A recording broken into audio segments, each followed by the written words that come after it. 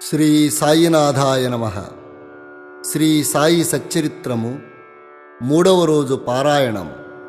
శనివారం 16-17 అధ్యాయములు.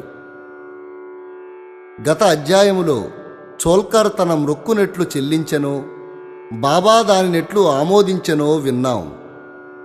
ఏ కొంచెమైనను భక్తి ప్రేమలతో ఇచ్చిన దానిని ఆమోదించదననియు, గర్వముతోనూ అహంకారంతోనూ ఇచ్చిన దానిని తిరస్కరించదననియు బాబా ఆ కథలలో నిరూపించారు. బాబా పూర్ణ సచ్చిదానంద స్వరూపుడగుటచే కేవలం బాహ్యతంతును లక్ష్యపెట్టెడివారు కారు. ఎవరైనా భక్తి ప్రేమలతో ఏ కొంచెమైనా సమర్పించినా మిక్కిలి సంతోషంతో ఆత్రంతో దానిని పుచ్చుకునేవారు. నిజంగా సద్గురు సాయి కంటే నుదార స్వభావులు, దయార్ధ హృదయులు లేరు. కోరికల నెరవేర్చు చింతామణి, కల్పతరువు కూడా వారికి సమానం కావు. మనం కోరినదల్లా నిచ్చు కామధేనువు కూడా బాబాతో సమానము కాదు. ఎందుకనగా అవి మనం కోరినవి మాత్రమే ఇస్తాయి. కాని సద్గురువు అచింత్యము, అనుపలభ్యమైనటువంటి ఆత్మ సాక్షాత్కారాన్ని ప్రసాదిస్తారు. ఒకనాడొక ధనికుడు సాయిబాబా వద్దకు వచ్చి బ్రహ్మజ్ఞానమును ప్రసాదించమని బతిమాలాడు. ఆ కథను ఇక్కడ విందాం. సకల ఐశ్వర్యాలను అనుభవిస్తున్న ధనికుడు ఒకడుండేవాడు. అతడు ఇండ్లను, ధనాన్ని, పొలాలను, తోటలను సంపాదించాడు. వానికి అనేక మంది సేవకులు కూడా ఉండేవారు. బాబా కీర్తి వాని చెవుల పడగానే షిరిడీకి పోయి బాబా పాదములపై బడి బ్రహ్మజ్ఞానమును ప్రసాదించమని బాబాని వేడుకోవాలని తన స్నేహితునితో చెప్పాడు. తనకు ఇంకేమీ వలదనియు, బ్రహ్మజ్ఞానము పొందినచో తనకు మిక్కిలి సంతోషం కలుగుతుందని చెప్పాడు. ఆ స్నేహితుడు ఇలా అన్నాడు: బ్రహ్మజ్ఞానమును సంపాదించుట అంత సులభమైన పని కాదు. ముఖ్యంగా నీ వంటి పేరాస గలవానికి అది మిగుల దుర్లభము. ధనము, భార్యాబిడ్డలతో తేలి మునుగుచున్న నీ వంటి వానికి బ్రహ్మజ్ఞానము ఎవరు ఇచ్చెదరు? నీ ఒక పైసా అయినా దానము చేయని వాడవే. నీవు బ్రహ్మజ్ఞానమునకై వెదుకునప్పుడు నీ కోరిక నెరవేర్చువారెవరు అన్నాడు. తన స్నేహితుని సలహాను లక్ష్యపెట్టక రాను పోను టాంగాను బాడుగకు కట్టించుకుని అతడు షిరిడీకి వచ్చాడు. మసీదుకు పోయి బాబాను చూచి వారి పాదాలకు సాష్టాంగ నమస్కారం చేసి, బాబా, ఇక్కడకు వచ్చిన వారికి ఆలస్యము చేయక బ్రహ్మమును చూపెదరని విని నేనంత దూరం నుండి వచ్చి తిని.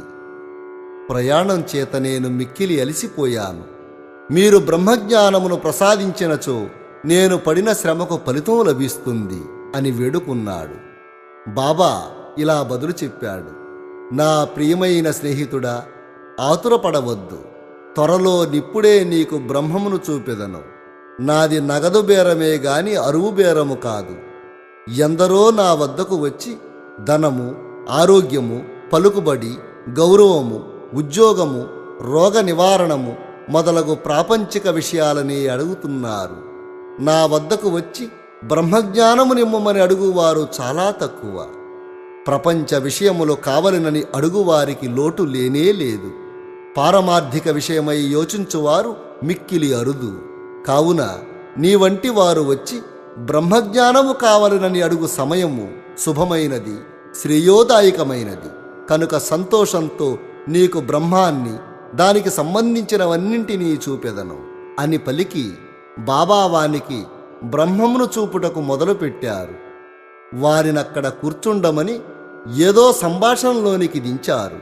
అప్పటికాతడు తన ప్రశ్న తానే మర్చునట్లు చేశారు. ఆ తర్వాత బాబా ఒక బాలుని పిలిచి నందు మార్వాడి వద్దకు పోయి 5 రూపాయలు చేబదులు తెమ్మనెను. కుర్రవాడు పోయి వెంటనే తిరిగి వచ్చి నందు మార్వాడి ఇంటి వద్ద లేడనియు, వాని ఇంటి వాకిలికి తాళము వేసియున్నదని చెప్పాడు. ఈసారి కిరాణా దుకాణాదారు బాలా వద్దకు పోయి అప్పు తెమ్మని బాబా చెప్పెను. ఈసారి కూడా కుర్రవాడు వట్టి చేతులతో తిరిగి వచ్చాడు. బాబా మరో 2-3 వద్దకి పంపినా అప్పు దొరకలేదు. సాయిబాబా సాక్షాత్తు పరబ్రహ్మ అవతారమేనని మనకు తెలియను. అయినచో 5 రూపాయలు అప్పు చేయవలసిన అవసరమేమిటి? వారికి అంత చిన్న మొత్తముతో ఏమిటి పని అని ఎవరైనా అడగవచ్చు. వారికి ఆ డబ్బు అవసరమే లేదు. నందు మార్వాడి మరియు బాలా కూడా ఇంటి వద్ద లేరని వారికి తెలిసియేయుండును. ఇది ఎంతయు బ్రహ్మజ్ఞానము కోరి వచ్చిన వారి కొరకై జరిపించి ఉంటారు. ఆ పెద్ద మనిషి వద్ద నోట్ల కట్టలు ఉన్నాయి. అతనికి నిజముగా బాబా వద్ద నుంచి బ్రహ్మజ్ఞానము కావలసి ఉన్నచో బాబా అంత ప్రయాసపడుతున్నప్పుడు అతను ఊరకనే కూర్చుండడు.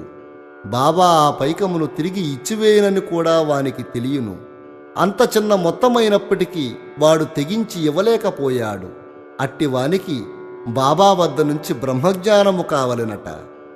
నిజముగా బాబా యందు భక్తి ప్రేమలో కలవాడెవడైనా వెంటనే 5 రూపాయలు తీసి ఇచ్చియుండునే కాని ప్రేక్షకుని వలె ఊరకే చూచుచూ కూర్చునియుండరు. ఈ పెద్ద మనిషి వైఖరి శుద్ధ విరుద్ధంగా ఉన్నది. వాడు డబ్బు ఇవ్వలేదు సరికదా, బాబాను త్వరగా బ్రహ్మజ్ఞానం ఇవ్వమని తొందరపెట్టుచుండెను. అప్పుడు బాబా ఇట్లన్నారు: ఓ మిత్రుడా, నేను నడుపుచున్న దానినంతటినీ గ్రహించలేకుంటివా ఏమిటి? ఇచ్చట కూర్చుండి నీవు బ్రహ్మమును చూచుటకై ఇదంతయు జరుపుతున్నాను. సూక్ష్మముగా విషయమిది. బ్రహ్మమును జూచుటకు 5 వస్తువులు సమర్పించవలెను. అవి ఏమనగా: 1 పంచప్రాణాలు, 2 పంచేంద్రియములు, 3 మనస్సు, 4 బుద్ధి, 5 అహంకారము. బ్రహ్మజ్ఞానము లేదా ఆత్మ సాక్షాత్కారమునకు బోవు దారి చాలా కఠినమైనది. అది కత్తి కంటే మిక్కిలి పదునైనది అని పలుకుచూ బాబా ఈ విషయమునకు సంబంధించిన సంగతులన్నీయూ ఈ విధంగా పలికెను. వాటిని క్లుప్తంగా తెలుసుకుందాం. బ్రహ్మజ్ఞానము లేదా ఆత్మ సాక్షాత్కారానికి యోగ్యత. అందరూ తమ జీవితంలో బ్రహ్మమును చూడలేరు. దానికి కొంత యోగ్యత అవసరము. ఆ యోగ్యత గురించి తెలుసుకుందాం. 1. ముముక్షుత లేదా స్వేచ్ఛ నందుటకు తీవ్రమైన కోరిక. ఎవడైతే తాను బద్ధుడనని గ్రహించి బంధనముల నుండి విడివడుటకు కృతనిశ్చయుడై శ్రమపడి ఇతర సుఖములను లక్ష్యపెట్టక దానిని పొందుటకై ప్రయత్నించునో వాడు ఆధ్యాత్మిక జీవితమునకు అర్హుడు. 2. విరక్తి లేదా ఇహపర సౌఖ్యములందు విసుగు చెందుట. ఇహపర లోకములందు గల గౌరవములకు విషయములకు విసుగు చెందిన గాని పారమార్థిక రంగంలో ప్రవేశించుటకు అర్హత లేదు. 3. అంతర్ముఖత. మన ఇంద్రియములు బాహ్యమును చూచుటకే భగవంతుడు సృజించియున్నాడు. కనుక మనుష్యుడెప్పుడునూ బయటనున్న వానిని చూచును. కాని ఆత్మ సాక్షాత్కారము లేదా మోక్షమును కోరువాడు దృష్టిని లోపలికి పోనిచ్చి లోనున్న ఆత్మను ఏక ధ్యానముతో చూడవలెను. 4. పాప విమోచన పొందుట. మనుష్యుడు దుర్మార్గ మార్గము నుండి బుద్ధిని మరలించనప్పుడు, తప్పులు చేయుట మాననప్పుడు, మనస్సును చెలింపకుండా నిలబెట్టలేనప్పుడు జ్ఞానము ద్వారా కూడా ఆత్మ సాక్షాత్కారమును పొందలేడు. 5. సరైన నడవడి. ఎల్లప్పుడూ సత్యమును పలుకుచు, తపస్సు చేయుచు, లోనజూచుచు బ్రహ్మచారిగా ఉండిన గాని ఆత్మ సాక్షాత్కారము లభించదు. 6. ప్రియమైన వాటికంటే శ్రేయస్కరమైన వానిని కోరుట. లోకములో 2 తీరులా వస్తువులున్నవి. 1 మంచిది, 2 ప్రీతికరమైనది. మొదటిది వేదాంత విషయములకు సంబంధించినది, 2 ప్రాపంచిక విషయములకు సంబంధించినది. ఈ 2 మానవుని చేరును. వీనిలో నొకదానినే అతడు ఎంచుకొనవలెను. తెలివిగలవాడు మొదటి దానిని అనగా శుభమైన దానిని కోరుకుంటాడు. బుద్ధి తక్కువ వాడు మాత్రమే 2వ దానిని కోరుకుంటాడు. 7. మనస్సును ఇంద్రియములను స్వాధీనమందుంచుకొనుట. శరీరము రథము, ఆత్మ దాని యజమాని, బుద్ధి ఆ రథమును నడుపు సారథి, మనస్సు కళ్యము, ఇంద్రియాలు గుర్రములు, ఇంద్రియ విషయములు వాని మార్గములు. ఎవరికి గ్రహించు శక్తి లేదో, ఎవరి మనస్సు చంచలమైనదో, ఎవరి ఇంద్రియములు అస్వాధీనములో వాడు గమ్యస్థానమును చేరలేడు. చావు పుట్టుకల చక్రములో పడిపోవును. ఎవరికి గ్రహించు శక్తి కలదో, ఎవరి మనస్సు స్వాధీనమందున్నదో, ఎవరి ఇంద్రియములు స్వాధీనమందుండునో, ఎవడు తన బుద్ధిని మార్గదర్శిగా గ్రహించి తన మనస్సును పగ్గముతో లాగి పట్టుకొనగలడు వాడు తన గమ్యస్థానమును చేరగలడు, విష్ణు పదమును చేరగలడు. 8. మనస్సుని పావనము చేయుట. మానవుడు ప్రపంచంలో తన విధులను తృప్తిగా ఫలాపేక్ష లేకుండా నిర్వర్తించని ఎడల అతని మనస్సు పావనము కాదు. మనస్సు పావనము కానిది అతడు ఆత్మ సాక్షాత్కారము పొందలేడు. పావనమైన మనస్సులోనే వివేకము అనగా సత్యమైన దానిని అసత్యమైన దానిని కనుగొనుట, వైరాగ్యము అనగా అసత్యమైన దాని యందు అభిమానము లేకుండుట మొలకెత్తి క్రమంగా ఆత్మ సాక్షాత్కారానికి దారితీస్తుంది. అహంకారము రాలిపోనిది, లోభము నశించనిది, మనస్సు కోరికలను విడిచిపెట్టనిది ఆత్మ సాక్షాత్కారమునకు అవకాశము లేదు. దేహమే నేను అనుకొనుట గొప్ప భ్రమ. ఈ అభిప్రాయమందభిమానముండుటచే బంధమునకు కారణము. నీవు ఆత్మ సాక్షాత్కారమును కాంక్షించినచో ఈ అభిమానమును విడువవలెను. 9. గురువు యొక్క ఆవశ్యకత. ఆత్మజ్ఞానము మిక్కిలి సూక్ష్మము, గూఢము అయినది. ఎవరైనను తమ స్వశక్తిచే దానిని పొందుట కాశించలేరు. కనుక ఆత్మ సాక్షాత్కారము పొందిన గురువు సహాయము మిక్కిలి అవసరము. గొప్ప కృషి చేసి శ్రమించి ఇతరులు ఇవ్వలేని దానిని అతి సులభముగా గురువు నుండి పొందవచ్చును. వారా మార్గమందు నడిచియున్నవారు కావున శిష్యుని సులభంగా ఆధ్యాత్మిక ప్రగతిలో క్రమంగా ఒక మెట్టు నుంచి ఇంకొక మెట్టునకు తీసుకుని పోగలరు. 10. భగవంతుని కటాక్షము. ఇది అన్నింటికంటే మిక్కిలి అవసరమైనది. భగవంతుడు తన కృపకు పాత్రులైన వారికి వివేకమును వైరాగ్యమును కలుగజేసి సురక్షితముగా భవసాగరము నుండి తరింపజేయగలడు. వేదములు అభ్యసించుట వల్ల గాని, మేధాశక్తి వల్ల గాని, పుస్తక జ్ఞానము వల్ల గాని ఆత్మానుభూతి పొందలేరు. ఆత్మ ఎవరిని వరించునో వారే దానిని పొందగలరు. అట్టివారికి ఆత్మ తన స్వరూపమును తెలియజేయునని కఠోపనిషత్తు చెప్పుచున్నది. ఈ ప్రసంగము ముగిసిన పిమ్మట బాబా ఆ పెద్ద మనిషి వైపు తిరిగి, అయ్యా, నీ జేబులో బ్రహ్మము 50 దింతలు 5 రూపాయల నోట్ల రూపంలో 250 ఉన్నది, దయచేసి దానిని బయటకు తీయము అన్నారు. ఆ పెద్ద మనిషి తన జేబు నుంచి నోట్ల కట్టను బయటకు తీసెను. లెక్క పెట్టగా సరిగ్గా 25 10 రూపాయల నోట్లుండెను. అందరూ మిక్కిలి ఆశ్చర్యపడిరి. బాబా సర్వజ్ఞతను చూచి వాని మనస్సు పరవశించింది. బాబా పాదములపై బడి వారి ఆశీర్వాదమునకై వేడాడు. అప్పుడు బాబా ఇట్లన్నారు, నీ బ్రహ్మపు నోటుల కట్టలను చుట్టిపెట్టుము. నీ పేరాశను లోభమును పూర్తిగా వదలనంత వరకు నీవు నిజమైన బ్రహ్మమును చూడలేవు. ఎవరి మనస్సు ధనమందు, సంతానమందు, ఐశ్వర్యమందు లగ్నమయ్యున్నదో వాడా అభిమానమును పోగొట్టుకొనంత వరకు బ్రహ్మమును ఎట్లు పొందగలడు? అభిమానమనే భ్రమ ధనమునందు తృష్ణ, దుఃఖమను సుడిగుండము వంటిది. అది అసూయ అహంభావమను మొసళ్లతో నిండియున్నది. ఎవడు కోరికలు లేనివాడో వాడు మాత్రమే ఈ సుడిగుండాన్ని దాటగలడు. పేరాశయు బ్రహ్మజ్ఞానమును ఉత్తర దక్షిణ ధ్రువములు వంటివి. అవి శాశ్వతంగా ఒకటికొకటి బద్ధ వైరము గలవి. ఎక్కడ పేరాశ గలదో అక్కడ బ్రహ్మము గూర్చి ఆలోచించుటకు గాని దాని ధ్యానమునకు గాని తావులేదు. అట్లయినచో పేరాశ గలవాడు విరక్తిని, మోక్షమును ఎట్లు సంపాదించగలడు? లోభికి శాంతి గాని, సంతుష్టి గాని, దృఢ నిశ్చయము గాని ఉండవు. మనస్సునందేమాత్రము పేరాశయున్నను ఆధ్యాత్మిక ప్రయత్నములన్నీ నిష్ప్రయోజనములు. ఎవడు ఫలాపేక్ష రహితుడు కాడు, ఎవడు ఫలాపేక్ష కాంక్షను విడువడు, ఎవనికి వాని యందు విరక్తి లేదు, అట్టివాడు గొప్ప చదువరి అయినప్పటికీ వాని జ్ఞానం ఎందుకు పనికిరానిది. ఆత్మ సాక్షాత్కారం పొందుటకిది వానికి సహాయపడదు. ఎవరు అహంకారపూరితులో, ఎవరు ఇంద్రియ విషయముల గూర్చి ఎల్లప్పుడూ చింతించెదరో వారికి గురుబోధలు నిష్ప్రయోజనములు. మనస్సును పవిత్రమునర్చుట తప్పనిసరి అవసరం.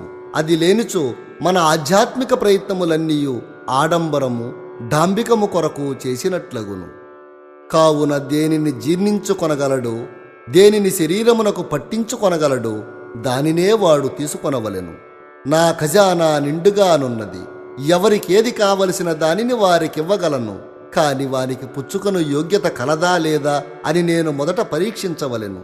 నేను చెప్పిన దానిని జాగ్రత్తగా విన్నచో నీవు తప్పక మేలు పొందెదవు.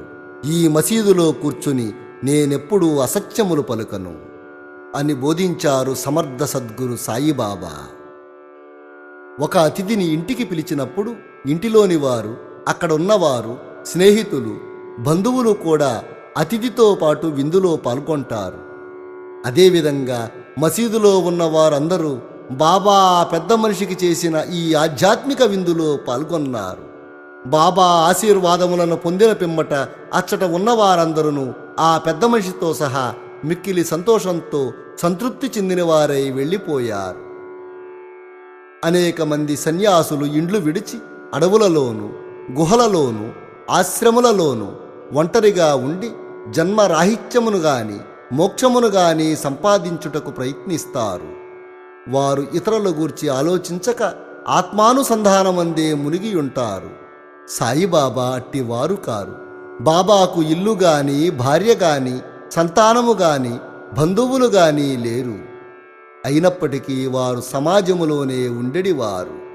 బాబా 4-5 ఇండ్ల నుండి భిక్ష చేసి ఎల్లప్పుడూ వేప చెట్టు క్రిందనే కూర్చునేవారు. లౌకిక విషయములందు నిమగ్నులైన జనులకు ఈ ప్రపంచంలో ఎట్లు ప్రవర్తించవలయనో బోధించడివారు. ఆత్మ సాక్షాత్కారము పొందిన పిమ్మట కూడా ప్రజల క్షేమమునకై పాటుపడు సాధువులు, యోగులు మిక్కిలి అరుదు. అట్టి వారిలో శ్రీ సాయిబాబా ప్రథములు. కనుక హేమాడ్ పంతు ఇట్లు చెబుతున్నారు: ఏ దేశమునందు సాయిబాబాను ఈ అపూర్వము అమూల్యమైన పవిత్ర రత్నము పుట్టినదో ఆ దేశము ధన్యము. ఏ కుటుంబంలో వీరు పుట్టిరో అదియూ ధన్యము. ఏ తల్లిదండ్రులకు వీరు జన్మించరో వారును ధన్యులు. 16-17 అధ్యాయాలు సంపూర్ణము. సద్గురు శ్రీ సాయినాథార్పణమస్తు. శుభం భవతు. శ్రీ సాయినాథాయ నమః. శ్రీ సాయి సచ్చరిత్రము 18-19 అధ్యాయములు. గత 2 అధ్యాయాలలో బ్రహ్మజ్ఞానమును అభిలషించు ఒక ధనికుని బాబా ఎట్లు ఆదరించెనో హేమాడ్ పంతు వర్ణించారు. రాబోవు 2 అధ్యాయాలలో హేమాడ్ పంతును బాబా ఎట్లు ఆమోదించి ఆశీర్వదించెనో, బాబా ఎట్లు తమ భక్తులలో మంచి ఆలోచనలు ప్రేరేపించి మోక్షానికి మార్గము చూపుచుండెనో, ఆత్మోన్నతి గురించి, పరనిందా వాక్యాల గురించి, ఇతరుల కష్టములకు ఇవ్వవలసిన ప్రతిఫలమును గురించి బాబా వారి ప్రబోధాలను ఆలకిద్దాం. ప్రస్తావనము. సద్గురువు మొట్టమొదట తన శిష్యుల యోగ్యతను కనిపెట్టి వారి మనస్సు కలత చెందకుండా తగిన బోధ చేసి తుదకు వారి లక్ష్యమైన ఆత్మ సాక్షాత్కారానికి దారిచూపునన్న విషయం తెలిసిందే. ఈ విషయములో సద్గురువు బోధించిన దానిని ఇతరులకు వెల్లడి చేయరాదని కొందరంటారు. అట్లు గురువు బోధించిన దానిని వెల్లడి చేసినచో ఆ బోధలో నిష్ప్రయోజనములగునని వారి ఆలోచన. ఇది సరి అయినది కాదు. సద్గురువు వర్షాకాలపు మేఘము వంటి వారు. వారు తమ అమృతతుల్యమైన బోధలను పుష్కలంగా విశాల ప్రదేశములందు కురిపించెదరు. వానిని మనము అనుభవించి హృదయమునకు తృప్తికరంగా జీర్ణించుకుని పిమ్మట నిస్సంకోచంగా ఇతరుల మేలు కొరకు వెల్లడి చేయవలెను. ఇది వారు మన జాగ్రత్తావస్థలోనే గాక స్వప్నావస్థలో కూడా తెలియజేయ విషయములకు వర్తిస్తుంది. తన స్వప్నమందు గనిన రామరక్షా స్తోత్రమును బుధకౌశిక ఋషి ప్రచురించిన ఉదాహరణము ఇచ్చట స్మరించవలెను. ప్రేమగల తల్లి గుణమిచ్చు చేదైన ఔషధములను బిడ్డ మేలు కొరకే బలవంతంగా గొంతులోనికి త్రోసినట్లు ఆధ్యాత్మిక విషయములను బాబా తన భక్తులకు బోధించువారు. వారి మార్గము రహస్యమైనది కాదు, అది బహిరంగమైనది. వారి బోధలను అనుసరించిన భక్తుల ధ్యేయము నెరవేరేది. సాయిబాబా వంటి సద్గురువులు మన జ్ఞాన నేత్రాలను తెరిపించి ఆత్మ యొక్క దైవీ సౌందర్యములను చూపి మన కోరికలను నెరవేరుస్తారు. ఇది జరిగిన పిమ్మట మన ఇంద్రియ విషయ వాంఛలు నిష్క్రమించి వివేక వైరాగ్యములను జంట ఫలములు చేతికి వస్తాయి. నిద్రలో కూడా ఆత్మజ్ఞానం మొలకెత్తుతుంది. సద్గురువుల సహవాసము చేసి వారిని సేవించి వారి ప్రేమను పొందినచో ఇదంతయు మనకు లభిస్తుంది. భక్తుల కోరికలు నెరవేర్చు భగవంతుడు మనకు తోడ్పడి మన కష్టములను బాధలను తొలగించి మనల్ని సంతోషపెడతాడు. ఈ అభివృద్ధి పూర్తిగా సద్గురువు సహాయమూలననే జరుగును. సద్గురువును భగవంతుని వలె కొలవవలెను. కాబట్టి మనము సద్గురువును వెదకవలెను, వారి కథలను వినవలెను, వారి పాదాలకు సాష్టాంగ నమస్కారం చేసి వారి సేవ చేయవలెను. ఇక ఈ అధ్యాయంలోని ముఖ్య కథను ప్రారంభిద్దాం. సాటే అనునతడు ఒకప్పుడు మిక్కిలి పలుకుబడి కలిగి ఉండేవాడు. కాలాంతరమున వ్యాపారంలో చాలా నష్టాన్ని పొందాడు. అంతేగాక మరికొన్ని సమస్యలు అతనికి చుట్టుకున్నాయి. అందుకే అతడు విచారగ్రస్తుడయ్యాడు, విరక్తి చెందాడు. మనస్సు చెడి చెంచలమగుడచే ఇల్లు విడిచి చాలా దూరం పోవాలనుకున్నాడు. మానవుడు సాధారణంగా భగవంతుని గూర్చి చింతించడు, కాని కష్టములు నష్టములు దుఃఖములు చుట్టుకునినప్పుడు భగవంతుని ధ్యానము చేసి విముక్తి పొందుటకు ప్రార్థిస్తాడు. వాని పాపకర్మలు ముగియవేళకు భగవంతుడు అతన్ని సద్గురు చెంతకు చేరుస్తాడు. ఆ సద్గురువు తగిన సలహానిచ్చి వాని క్షేమాన్ని కాంక్షిస్తాడు. సాటే గారికి కూడా అట్టి అనుభవమే కలిగింది. అతని స్నేహితులు షిరిడీకి వెళ్ళమని సలహా ఇచ్చారు. అచ్చట సాయిబాబాను దర్శించి అనేక మంది శాంతిని పొందుతున్నారని, వారి కోరికలు కూడా నెరవేరుతున్నాయని సాటేకి చెప్పారు. సాటే గారికి ఇది నచ్చింది. వెంటనే 1917వ సంవత్సరంలో షిరిడీకి వచ్చాడు. అచ్చట శాశ్వత బ్రహ్మవలి స్వయం ప్రకాశుడై నిర్మలుడు శుద్ధ స్వరూపుడగు సాయిబాబాను చూచిన వెంటనే అతని మనసు చాంచల్యము తగ్గిపోయి శాంతి కలిగింది. వాని పూర్వజన్మ పుణ్యము వలన బాబా యొక్క పవిత్రమైన పాదసేవ లభించింది. అతడు గొప్ప మనోబలము గలవాడగుటచే వెంటనే గురుచరిత్రము పారాయణం చేయడం ఆరంభించాడు. 7 రోజులలో చరిత్ర చదువుట పూర్తి కాగానే బాబా ఆనాటి రాత్రి అతనికి కలలో ఒక దృష్టాంతాన్ని చూపాడు. బాబా గురుచరిత్రము చేతిలో పట్టుకుని దానిలోని విషయాలను ఎదుట కూర్చున్న సాటేకు బోధించుచున్నట్లు, అతడు దానిని శ్రద్ధగా వినునట్లు చూపాడు. సాటే నిద్ర నుంచి లేచిన వెంటనే కలను జ్ఞాపకం చేసుకున్నాడు. చాలా సంతోషించాడు. అజ్ఞానమనే నిద్రలో గుర్రు పెట్టి నిద్రపోవుచున్న తన వంటి వారిని లేపి గురుచరితామృతాన్ని రుచిచూపుట బాబా యొక్క దయార్ద్ర హృదయమే కదా అని అనుకున్నాడు. ఆ మరుసటి దినము ఆ దృశ్యాన్ని కాకాసాహెబ్ దీక్షితుకు తెలియజేసి దాని భావం ఏమై ఉండునో సాయిబాబాను అడిగి తెలుసుకొనమన్నాడు. ఒక సప్తాహము చాలునో లేక ఇంకొక సప్తాహము పారాయణము చేయవలెనో కనుగొన్నమన్నాడు. కాకాసాహెబ్ సమయం చూచి బాబాను ఇట్లడిగాడు, ఓ దేవా, ఈ దృశ్యము వలన సాటేకి ఏమని చెప్ప నిశ్చయించితివి? అతడు ఊరుకొనవలెనా లేక ఇంకొక సప్తాహ పారాయణము చేయవలెనా? అతడు ఒక అమాయక భక్తుడు. అతని కోరిక తీరవలెను. అతనికి దృష్టాంతరమును బోధించవలెను. వానిని ఆశీర్వదించు అని ప్రార్థించగా అతడు గురుచరిత్రను ఇంకొక సప్తాహము పారాయణము చేయవలెను. ఆ గ్రంథమునే జాగ్రత్తగా పఠించినచో అతడు పావనుడగును. భగవంతుడు ప్రీతి చెంది వానిని ప్రపంచ బంధముల నుండి తప్పించును అని పలికారు బాబా. ఆ సమయంలో అక్కడే ఉన్న హేమాడ్ పంత్ బాబా పలుకులు విని మనసులో ఇట్లనుకున్నాడు, సాటే ఒక్కవారమే పారాయణ చేసి బాబా దర్శనాన్ని స్వప్నంలో కన్నాడు. నేను 40 సంవత్సరాల నుంచి పారాయణ చేస్తున్నాను గాని ఫలితము లేదే. అతడిక్కడ 7 దినములు మాత్రమే ఉన్నాడు. నేను 7 సంవత్సరాల నుంచి ఇక్కడనే ఉన్నాను. నా ప్రయత్నములు నిష్ఫలమా ఏమిటి? చాతక పక్షి మేఘం నుంచి పడే నీటి బిందువుకై కనిపెట్టుకుని ఉన్నట్లు నేను కూడా బాబా తన దయామృతాన్ని నాపై వర్షిస్తారని, వారి బోధనలచే నన్ను ఆశీర్వదిస్తారని కనిపెట్టుకుని ఉన్నాను అని చింతించాడు. ఈ ఆలోచన వాని మనసులో మెదిలిన వెంటనే బాబా దానిని గ్రహించాడు. భక్తుల మనసులలో నుండి ఆలోచనలన్నీ బాబా గ్రహించేవారు. అంతేగాక చెడ్డ ఆలోచనలను అణుచుచు మంచి ఆలోచనలను ప్రోత్సహించేవారు. హేమాడ్ పంత్ మనసును కనిపెట్టి బాబా వానిని వెంటనే లేపి శ్యామా వద్దకు పోయి అతని వద్ద 15 రూపాయలు దక్షిణ తీసుకుని అతనితో కొంతసేపు మాట్లాడిన పిమ్మట రమ్మన్నారు. బాబా మనస్సున కారుణ్యోదయమయ్యింది కనుకనే వారట్లు ఆజ్ఞాపించారు. బాబా ఆజ్ఞను జవదాటగలవారెవరు? హేమాడ్ పంతు వెంటనే మసీదు విడిచి శ్యామా ఇంటికి పోయాడు. అప్పుడే స్నానం చేసి దోవతి కట్టుకుంటున్న శ్యామ హేమాడ్ పంతును చూసి బయటకు వచ్చారు. మధ్యాహ్నహారతి సమయమందు మసీదు నుండి ఎందుకు వచ్చారు? మీరేదో చీకాకుతో చంచలముగానున్నారు. మీరు ఒంటరిగా వచ్చినారు. సరే, కొంతసేపు కూర్చుని విశ్రాంతి తీసుకోండి. ఈలోగా నా పూజను ముగించి వచ్చేదను. తాంబూలం వేసుకోండి. పిమ్మట ఆనందంగా కొంతసేపు మాట్లాడుకునేదము అంటూ శ్యామ ఇంటిలోనికి వెళ్ళాడు. హేమాడ్ పంతు శ్యామ ఇంటి ముందర వసారాలో కూర్చున్నాడు. కిటికీలో ఏకనాథ భాగవతమను ప్రసిద్ధ మరాఠీ గ్రంథం ఆయనకు కనిపించింది. అది భాగవతంలోని ఏకాదశ స్కందానికి ఏకనాథుడు వ్రాసిన వ్యాఖ్యానము.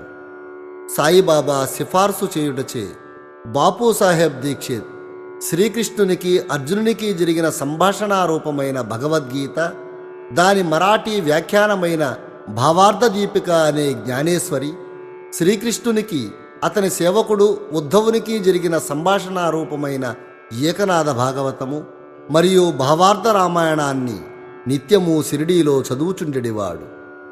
భక్తులు వచ్చి బాబాను ఏదైనా ప్రశ్నలు వేసినప్పుడు బాబా కొంతవరకు జవాబిచ్చి అటుపైన వారిని ఆ గ్రంథముల పారాయణమును వినుమని పంపేవారు.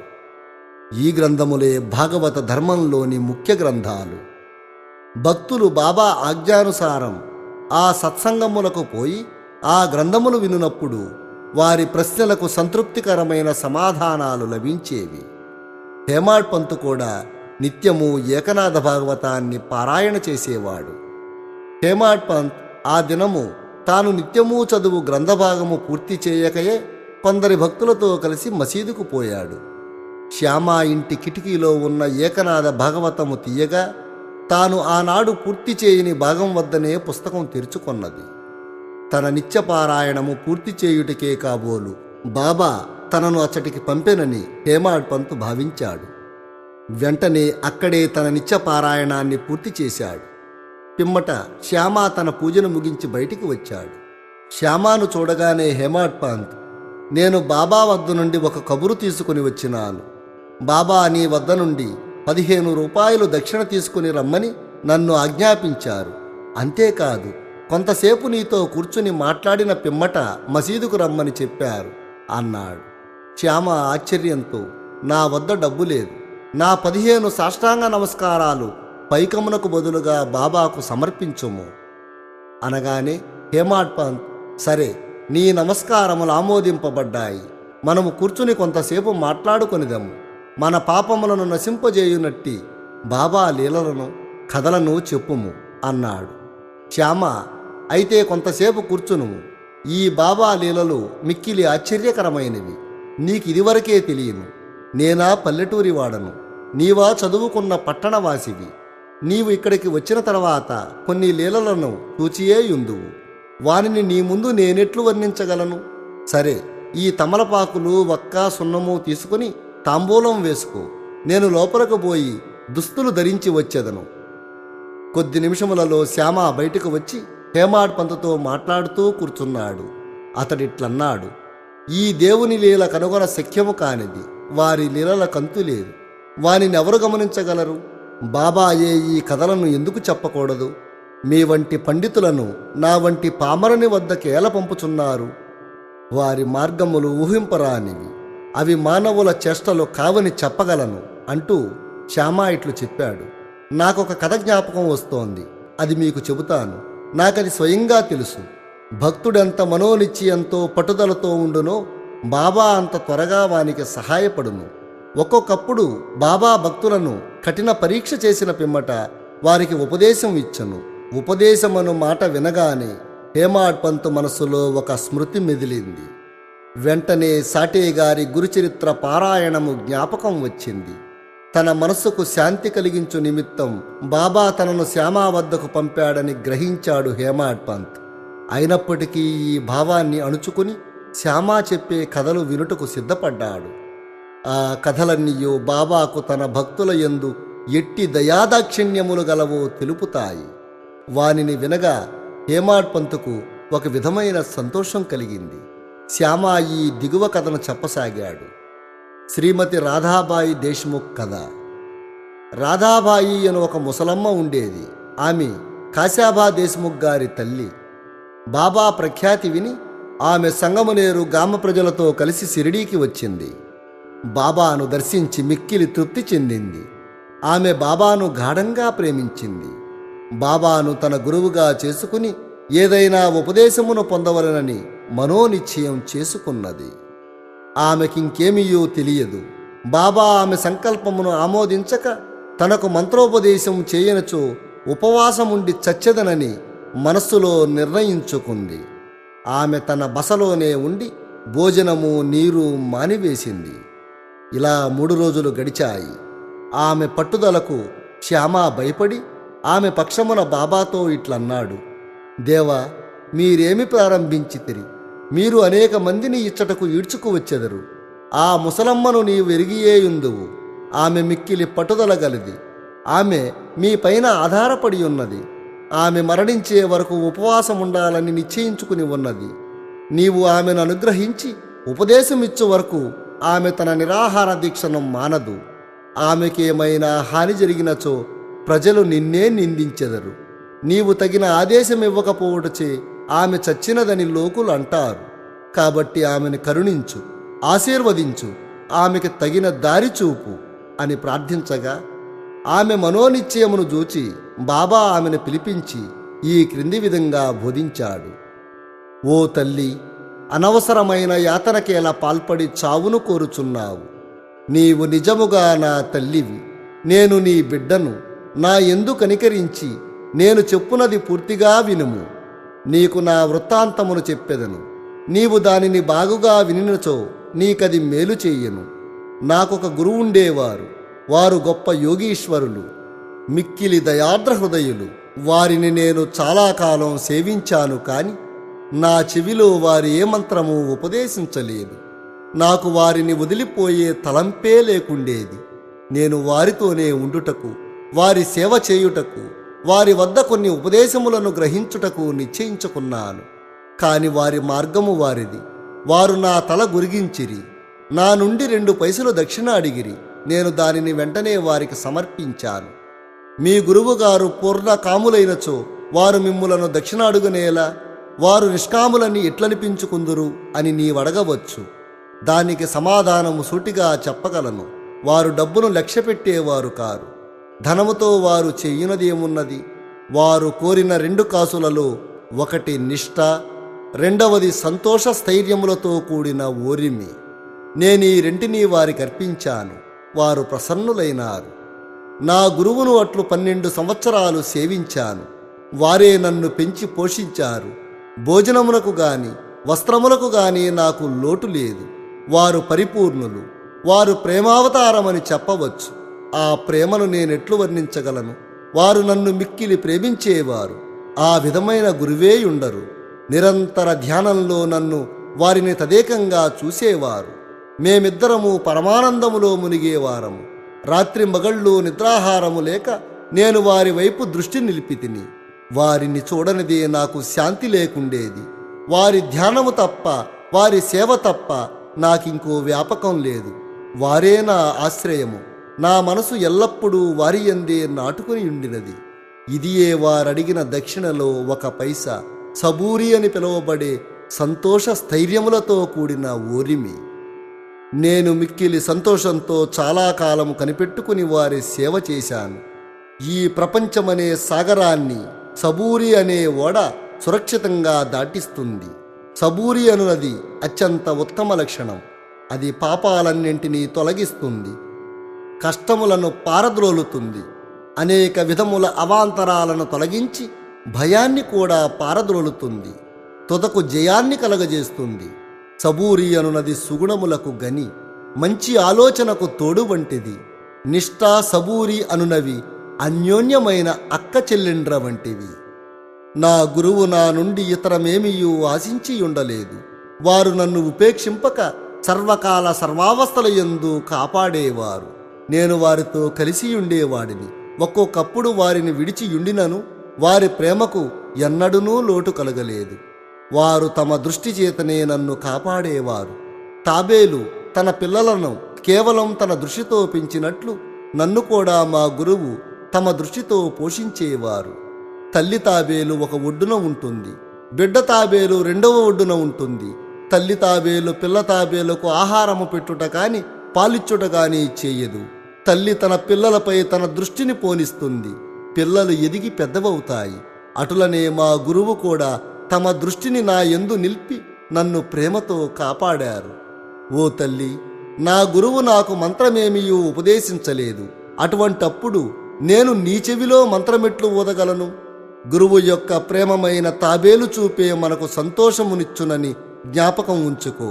మంత్రము గాని ఉపదేశము గాని ఎవరి వద్ద నుండగాని పొందుటకు ప్రయత్నించకు. నీ ఆలోచనలు, నీవు చేయి పనులు నా కొరకే వినియోగించు. నీవు తప్పక పరమార్థమును పొందెదవు. నా వైపు సంపూర్ణ హృదయంతో చూడు, నేను నీ వైపు అట్లనే చూచెదను. ఈ మసీదులో కూర్చుని నేను నిజమునే చెప్పెదను, నిజము తప్ప మరి ఏమీ మాట్లాడను. ఏ సాధనములు గాని 6 శాస్త్రములలో ప్రావీణ్యము గాని అవసరం లేదు.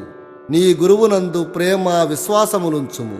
గురువే సర్వమును చేయువాడి అనియు కర్తయనియు పూర్తిగా విశ్వసించు. ఎవరైతే గురువు యొక్క మహిమను గొప్పతనాన్ని గ్రహిస్తారో, ఎవరైతే గురుని బ్రహ్మ విష్ణు మహేశ్వర స్వరూపుడని భావిస్తారో వారే ధన్యులు.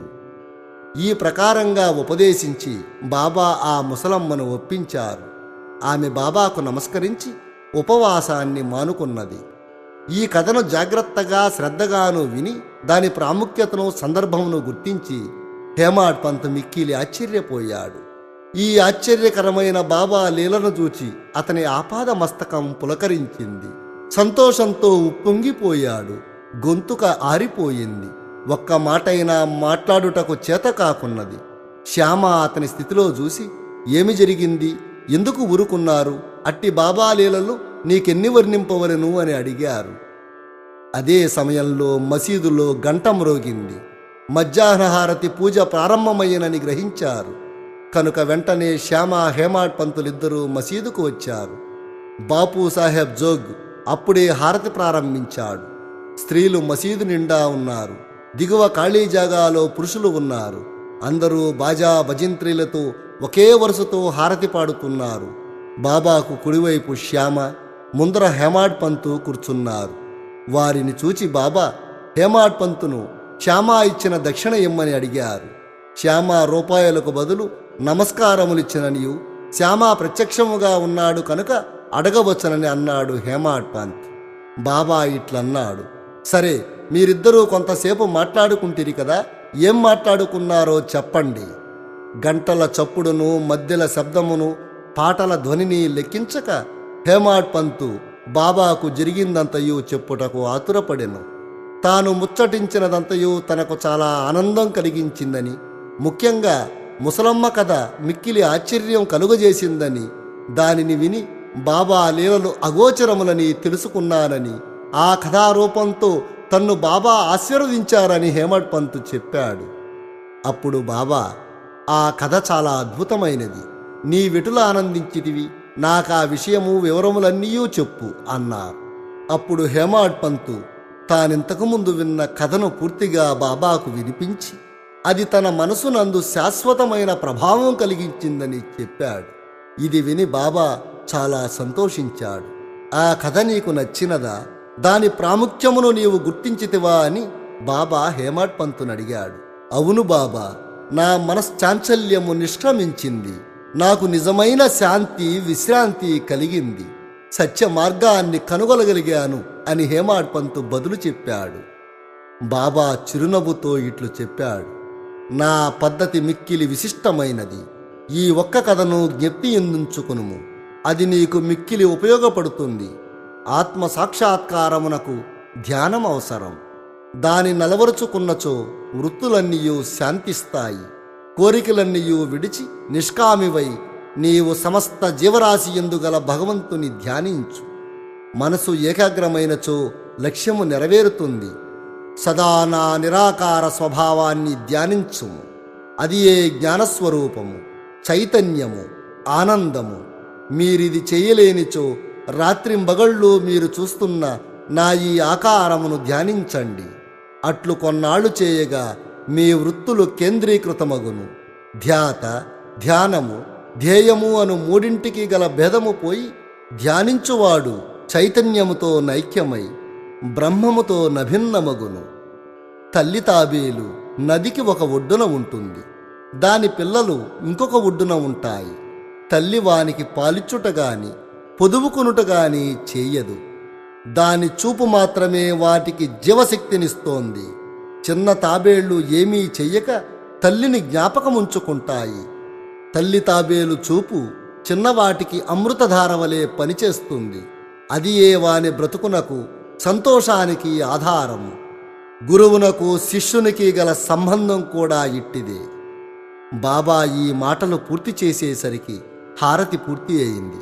అందరూ శ్రీ సచ్చిదానంద సద్గురు సాయినాథ్ మహారాజ్కి జై అని జై జయ ధ్వనులు చేస్తున్నారు.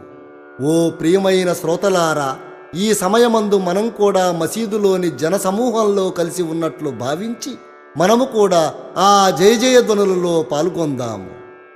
హారతి పూర్తి కాగానే ప్రసాదాన్ని పంచిపెట్టారు.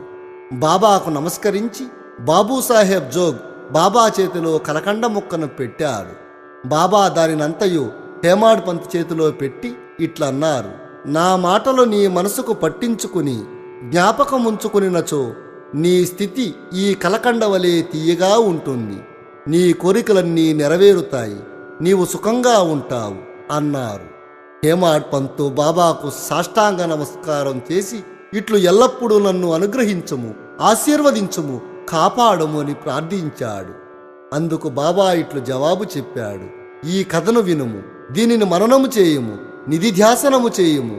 అట్లయినచో నీవు భగవంతుని ఎల్లప్పుడూ జ్ఞప్తి ఎందుంచుకొని ధ్యానించెదవు. భగవంతుడు నీ ముందర ప్రత్యక్షమగును. ఓ ప్రియమైన శ్రోతలారా, అప్పుడు హేమాడ్ పంతుకు కలకండ ప్రసాదం దొరికింది.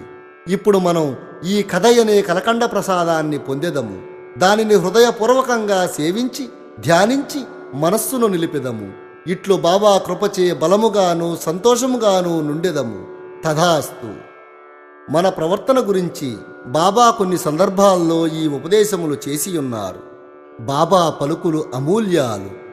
వానిని మనస్సునందుంచుకుని ఆచరించినచో అవి మనకు మేలు చేస్తాయి.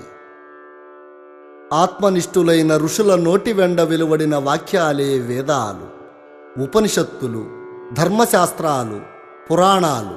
బ్రహ్మాన్ని తెలుసుకున్నవాడు బ్రహ్మమే అవుతాడని కదా ఇవన్నీ చెప్పేది. కనుక అవి భగవంతుని వాక్యాలే.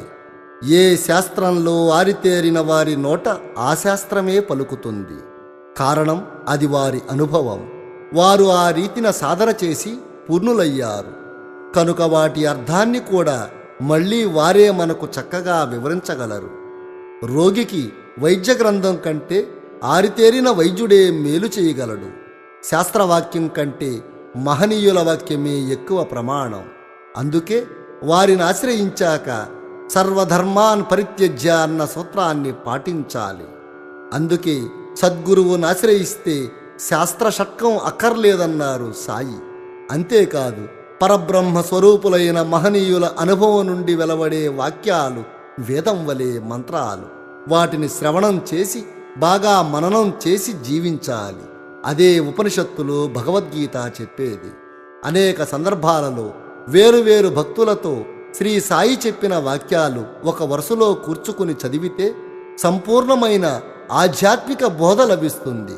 కనుక వాటిని వేరువేరు సూక్తులుగా కాక వరుసలో కూర్చుకొని చూస్తే గాని వాటికి సరైన అర్థం బోధపడదు. ఆ సూక్తులు వినండి. ఆది అంతాలు లేని ఈ పాదాలు పరమ పవిత్రమైనవి. నాపై పూర్తి విశ్వాసముంచు, నీ కోరిక నెరవేరుతుంది. నాపై నీ దృష్టి నిలుపు, నేను నీపై నా దృష్టి నిలుపుతాను. నిన్ను చివరికంటా గమ్యం చేరుస్తాను. నన్ను నమ్మిన వారినెన్నడూ పతనం కానివ్వను. ఈ సద్బ్రాహ్మణుడు లక్షలాది జనాన్ని శుభ్రమార్గంలో గమ్యం చేరుస్తాడు. నన్నే ధ్యానించి నా లీలలు గానం చేసేవారు సాయిగా మారిపోతారు. వారి కర్మ నశిస్తుంది. నేనెప్పుడూ వారి చెంతనే ఉంటాను. నా సమాధి నన్ను ఆశ్రయించిన వారితో మాట్లాడుతుంది, వారి వెంటనే తిరుగుతుంది. నా సమాధి నుంచి కూడా నేను నా కర్తవ్యం నిర్వహిస్తాను. నా నామం పలుకుతుంది, నా మట్టి సమాధానం చెబుతుంది. నీవు 1000 మైళ్ళ దూరాన ఉన్న చివరి క్షణంలో నా చెంత చేర్చుకుంటాను. నేను ఎందరినో కాపాడటానికి 1000 క్రోసుల మైళ్ళు దూరం వెళ్ళాలి. ఈ నా దేహం ఎవరి సేవకుడు కాదు, అది అల్లాకు మాత్రమే బానిస. నేను భగవంతుని బానిసను, భగవంతుడే యజమాని. బ్రహ్మ నా తండ్రి, మాయ నా తల్లి. వారి ఐక్యం వల్లనే నాకు ఈ దేహం వచ్చింది. నేనే దైవం, నేనే షిరిడీలోను ఎల్లెడలా ఉన్నాను. సర్వ జగత్తు నాలోనే ఉన్నది. నీవు చూసేదంతా కలిసి నేను. సాయి షిరిడీలోనే ఉన్నారనుకునేవారు నన్నసలు చూడనట్లే. అన్నీ నావే, నేనే అన్నీ అందరికీ ఇచ్చేది. నా ఆజ్ఞ లేక ఆకైనా కదలదు. నేను అందరినీ సమానంగా చూస్తాను. నాకెవ్వరి మీద కోపం రాదు. తల్లికి ఎప్పుడైనా బిడ్డపై నిజంగా కోపం వస్తుందా? సముద్రం ఎప్పుడైనా నదులను త్రిప్పి పంపివేస్తోందా? ఈ ప్రపంచం చాలా వింతైనది. అందరూ నా ప్రజలే. నేను అందరినీ సమానంగా చూస్తాను. కానీ ఈ ప్రపంచం మన మధ్య నేను నీవు అనే భేదమనే అడ్డుగోడ నిలుపుతుంది. అందుకే 10 మంది ఒక చోట చేరితే ఏదో ఒక గొడవ రేగుతుంది. వారిలో కొందరు దొంగలవుతారు. వారికి నేను చేయగలిగినది ఏమున్నది? రేపొక నాటికి చావబోయేవారు కూడా ఈరోజు ఇతరులను చంపడానికి, నాశనం చేయడానికి పన్నాగాలు చేస్తుంటారు. వారు నాకెంతో బాధని కలిగిస్తారు. తరించే మార్గం ఏమిటంటే, నీవు ఈ భేదమనే గోడను కురలదొయ్యి. ఎవరికెవరు శత్రువులు? అంతా ఒక్కటే. ఎవరైతే ఎప్పుడూ నన్నే చూస్తూ, నా గురించే వింటూ, ఎప్పుడూ సాయి సాయి అని స్మరిస్తూ నా యందు మనసు నిలుపుతారో వారు నిశ్చయంగా దైవాన్ని చేరుతారు. వారు ఇహపరాల గురించి భయపడనక్కరలేదు. నా భక్తుని ఇంట్లో అన్న వస్త్రాలకు లేమి ఉండదు. నా బిడ్డలనెలా పస్తుండనిస్తాను? కాని మీరు తల్లికి తగిన బిడ్డలు కండి. పుణ్యము జ్ఞానము అనే మీ భాండాగారాలను నింపుకోండి. నాకు అర్పించకుండా ఏమీ తినని వారికి నేను బానిసను. నా వాణ్ణి ఎన్నటికీ దూరం కానివ్వను. నన్ను నమ్మిన వారినెన్నడూ పతనం కానివ్వను. నాపై నీకు విశ్వాసముంటే సత్యాన్ని అంటిపెట్టుకో. నీ చెంత నుండి కాపాడుతాను. ఇచ్చిన మాట తప్పక నెరవేర్చు. నాపై విశ్వాసముంచి ఓరిమితో ఉండు. నీవెక్కడ ఉన్నా నీ వెంట నేనుంటాను. పనిచేయి, దేవుని నామం ఉచ్చరించు, సద్గ్రంథాలు చదువు. పోటీలు, వంతులు, కీచులాటలు మానితే దేవుడు సంతోషిస్తాడు. నీవేమి చేసినా క్షుణ్ణంగా చెయ్యి, లేదా చేస్తానని ఒప్పుకోకు. ఎవరి సేవను ఉచితంగా తీసుకోవద్దు. ఉదారంగా ప్రతిఫలమివ్వు. ఇది మన నియమం కావాలి. నీ దగ్గరకు ఏ ప్రాణి వచ్చినా తోలేయవద్దు, ఆదరించు. రుణానుబంధంపై నమ్మకం ఉంచి గుర్తుంచుకో. ఆకలిగొన్న వారికి అన్నం, గుడ్డలు లేని వారికి గుడ్డలు ఇవ్వు. భగవంతుడు సంతోషిస్తాడు. నిన్నెవరైనా సరే ఏదైనా అడిగితే సాధ్యమైనంత వరకు ఇవ్వు, లేక ఇప్పించు. లేదు అనవద్దు. ఇచ్చేందుకు ఏమీ లేకపోతే మర్యాదగా చెప్పు. చులకన చెయ్యడం, కోపగించుకోవడం తగదు. నీ దగ్గర ఉన్నా ఇవ్వాలని అనిపించకపోతే లేదని అబద్ధం చెప్పవద్దు. ఇవ్వలేనని మర్యాదగా చెప్పు. ఇవ్వలేకపోతే దానికి కారణం చెప్పు. అయిష్టమే కారణమైతే అదే చెప్పు. ప్రాణులన్నింటి రూపాలలో నేనే సంచరిస్తుంటాను. ఎవరు ఎవరిపై కోపించినా, దూషించినా నాకు చాలా బాధ కలుగుతుంది. ఎవడు ధైర్యంగా నిందను, దూషణను సహిస్తాడో వాడు నాకెంతో ఇష్టుడు. నిన్నెవరైనా బాధించినా వాడితో పోట్లాడవద్దు. సహించలేకపోతే 1-2 మాటలతో ఓర్పుగా సమాధానం చెప్పు. లేకుంటే నా నామం స్మరించి అక్కడి నుండి వెళ్ళిపో. వాడితో యుద్ధం చేసి దెబ్బకు దెబ్బ తీయవద్దు. నీవెవరితోనైనా పోట్లాడితే నాకు చాలా అసహ్యం కలుగుతుంది. ఎవరి గురించి తప్పుగా మాట్లాడవద్దు. నీ గురించి ఎవరైనా మాట్లాడినా చెలించకు. వాడి మాటలు నీకేమీ గుచ్చుకోవు కదా. ఇతరులు చేసే పనులకు ఫలితం వారే అనుభవిస్తారు. నీవు చేసే పనుల ఫలితమే నీకుంటుంది. తక్కిన ప్రపంచం తలక్రిందులు కానివ్వు. దానిని లక్ష్యపెట్టకు. రుజుమార్గంలో వెళ్ళు. ఆనందానికి ఇదే మార్గం. అరిషడ్వర్గాలలో అసూయను జయించడం చాలా సులభం. దానివలన మనకి ఏ లాభమూ లేదు, అవతల వారికి ఏ నష్టమూ లేదు. అసూయ అంటే ఇతరుల బాగును సహించలేకపోవడమే. ఓర్చుకోలేక అపవాదులు కల్పిస్తాము. వారు నష్టపోతే సంతోషిస్తాము. దానివలన మనకేమిటి ప్రయోజనం? అవతల వాడికి మంచి జరిగితే మనకేమిటి నష్టం? కానిది ఎవరూ ఆలోచించరు. వాళ్ళు బాగుపడితే మనకే మేలు జరిగినట్లు భావిద్దాం, లేదా మనము ఆ మేలును పొందే ప్రయత్నం చేద్దాం. వాడు మన సొత్తేమి లాక్కున్నాడు? వాడి కర్మననుసరించి వచ్చిన ఫలితాన్ని వాడు పొందుతాడు. భగవంతుడికి చెడంటేను, చెడుకు భగవంతుడంటేను భయం. మంచి యొక్క ఫలితం గొప్పది, చెడుకు ఫలితం స్వల్పం. మన శరీరంలో ఒక హీనజాతి వాడున్నాడు, వాడిని వెళ్ళగొట్టాలి. అందుకోసం మన వాడాలోని వారందరినీ తెలుసుకోవాలి. ఎవరితోనూ వాదించవద్దు. 10 మాటలకు ఒక మాటతో సమాధానమివ్వాలి.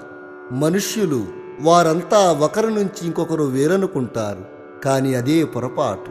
నేను నీలో ఉన్నాను, నీవు నాలో ఉన్నావు, ఇలా భావన చేస్తుండు. అదే అనుభవం అవుతుంది. అల్లా కానిదేదీ లేదు. ఆయన పేదల పాలిటి పెన్నిది. దైవమిచ్చింది పోదు, మానవుడిచ్చింది నిలవదు. భోగి కంటే ఇది తెలిసిన యోగి ఎప్పుడూ మెరుగే. రాజై ఉండి కూడా బిచ్చగాని దుస్తులు ధరించేవాడే విరాగి. అంటే మనను భగవంతుడు ఎలా సృష్టించాడో అలాగే తృప్తిగా ఉండాలి. అల్లాయే సర్వస్వం, అల్లా నామమే శాశ్వతం. స్వల్పంగా తిను, రుచులకు పోవద్దు. 1-2 వంటకాలతో తృప్తి చెందు. యాత్రకు, పబ్బానికి, పండుగకు అప్పు చేయవద్దు. నన్ను సరిగా వినియోగిస్తే చక్కగా సేవ చేస్తాను అంటుంది ధనం. నన్ను సరిగా వండితే నీకు బాగా ఉపయోగపడతాను అంటుంది అన్నం. అందుకే వైరాగ్యాన్ని అంటిపెట్టుకో. దైవాన్ని స్మరిస్తూ అహాన్ని చంపుకో. సన్యాసికి స్త్రీలు చాలా ప్రమాదం. కామాన్ని జయించని వాడెవడు దైవాన్ని చూడనైనా లేడు. అందుకే ఏమీ కోరక సర్వగతుడైన దైవం మీద మనస్సు నిలుపు. అదే ధ్యానం. అలా చేస్తే గమ్యం చేరుతావు. శాస్త్రాలు, మంత్రాలు అబద్ధం కాదు.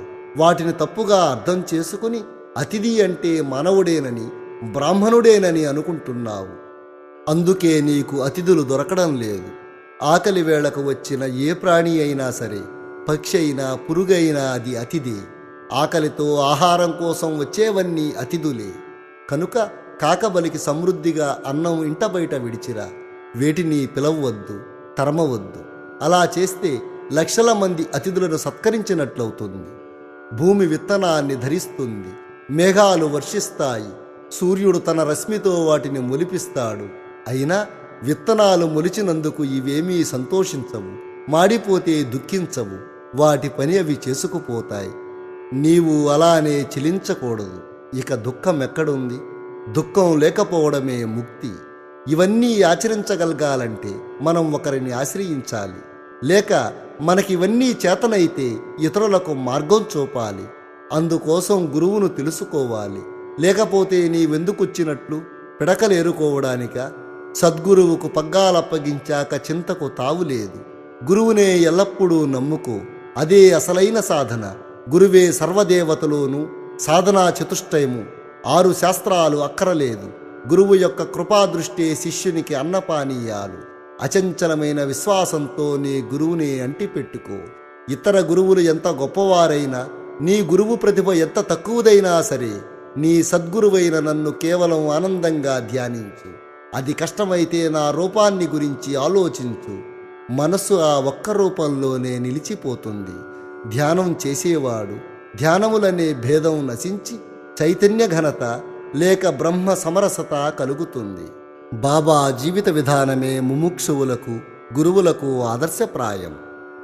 వారి జీవితమే ఒక ఉపదేశం, వారి నిరహంకారానికి ఒక ఉదాహరణ.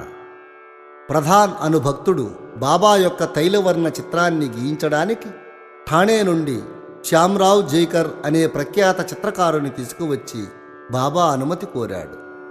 బాబా సవినయంగా ఇలా అన్నారు: పేద ఫకీరునైన నా చిత్రం గీయడం ఎందుకు? శ్యామ, నీవు టీచరువి, అంతకంటే నీ చిత్రమే గీయించుకోవచ్చు కదా అన్నారు. చివరకు భక్తుల కోరికపై ఆయన అంగీకరించక తప్పలేదు. ఈనాడు మనం ద్వారకామాయిలో దర్శించే చిత్రపటం ఆనాడు గీసినదే. శ్రీ సాయి బోధకు ప్రత్యేక స్థలం గాని ప్రత్యేక సమయం గాని అక్కరలేదు. సందర్భావసరములు బట్టి వారి ప్రబోధాలు నిరంతరం జరుగుతూనే ఉండేవి. ఒకనాడొక భక్తుడు ఇంకొక భక్తుని గూర్చి పరోక్షంగా ఇతరుల ముందు నిందిస్తున్నాడు. ఒప్పులు విడిచి భక్త సోదరుడు చేసిన తప్పులనే ఎన్నుచున్నాడు. మిక్కిలి హీనమైన అతని దూషణలు విన్నవారు విసుక్కున్నారు. అనవసరంగా ఇతరులను నిందించుటచే అసూయ, దురభిప్రాయము మొదలగునవి కలుగుతాయి. యోగులు నిందలను ఇంకొక విధంగా భావిస్తారు.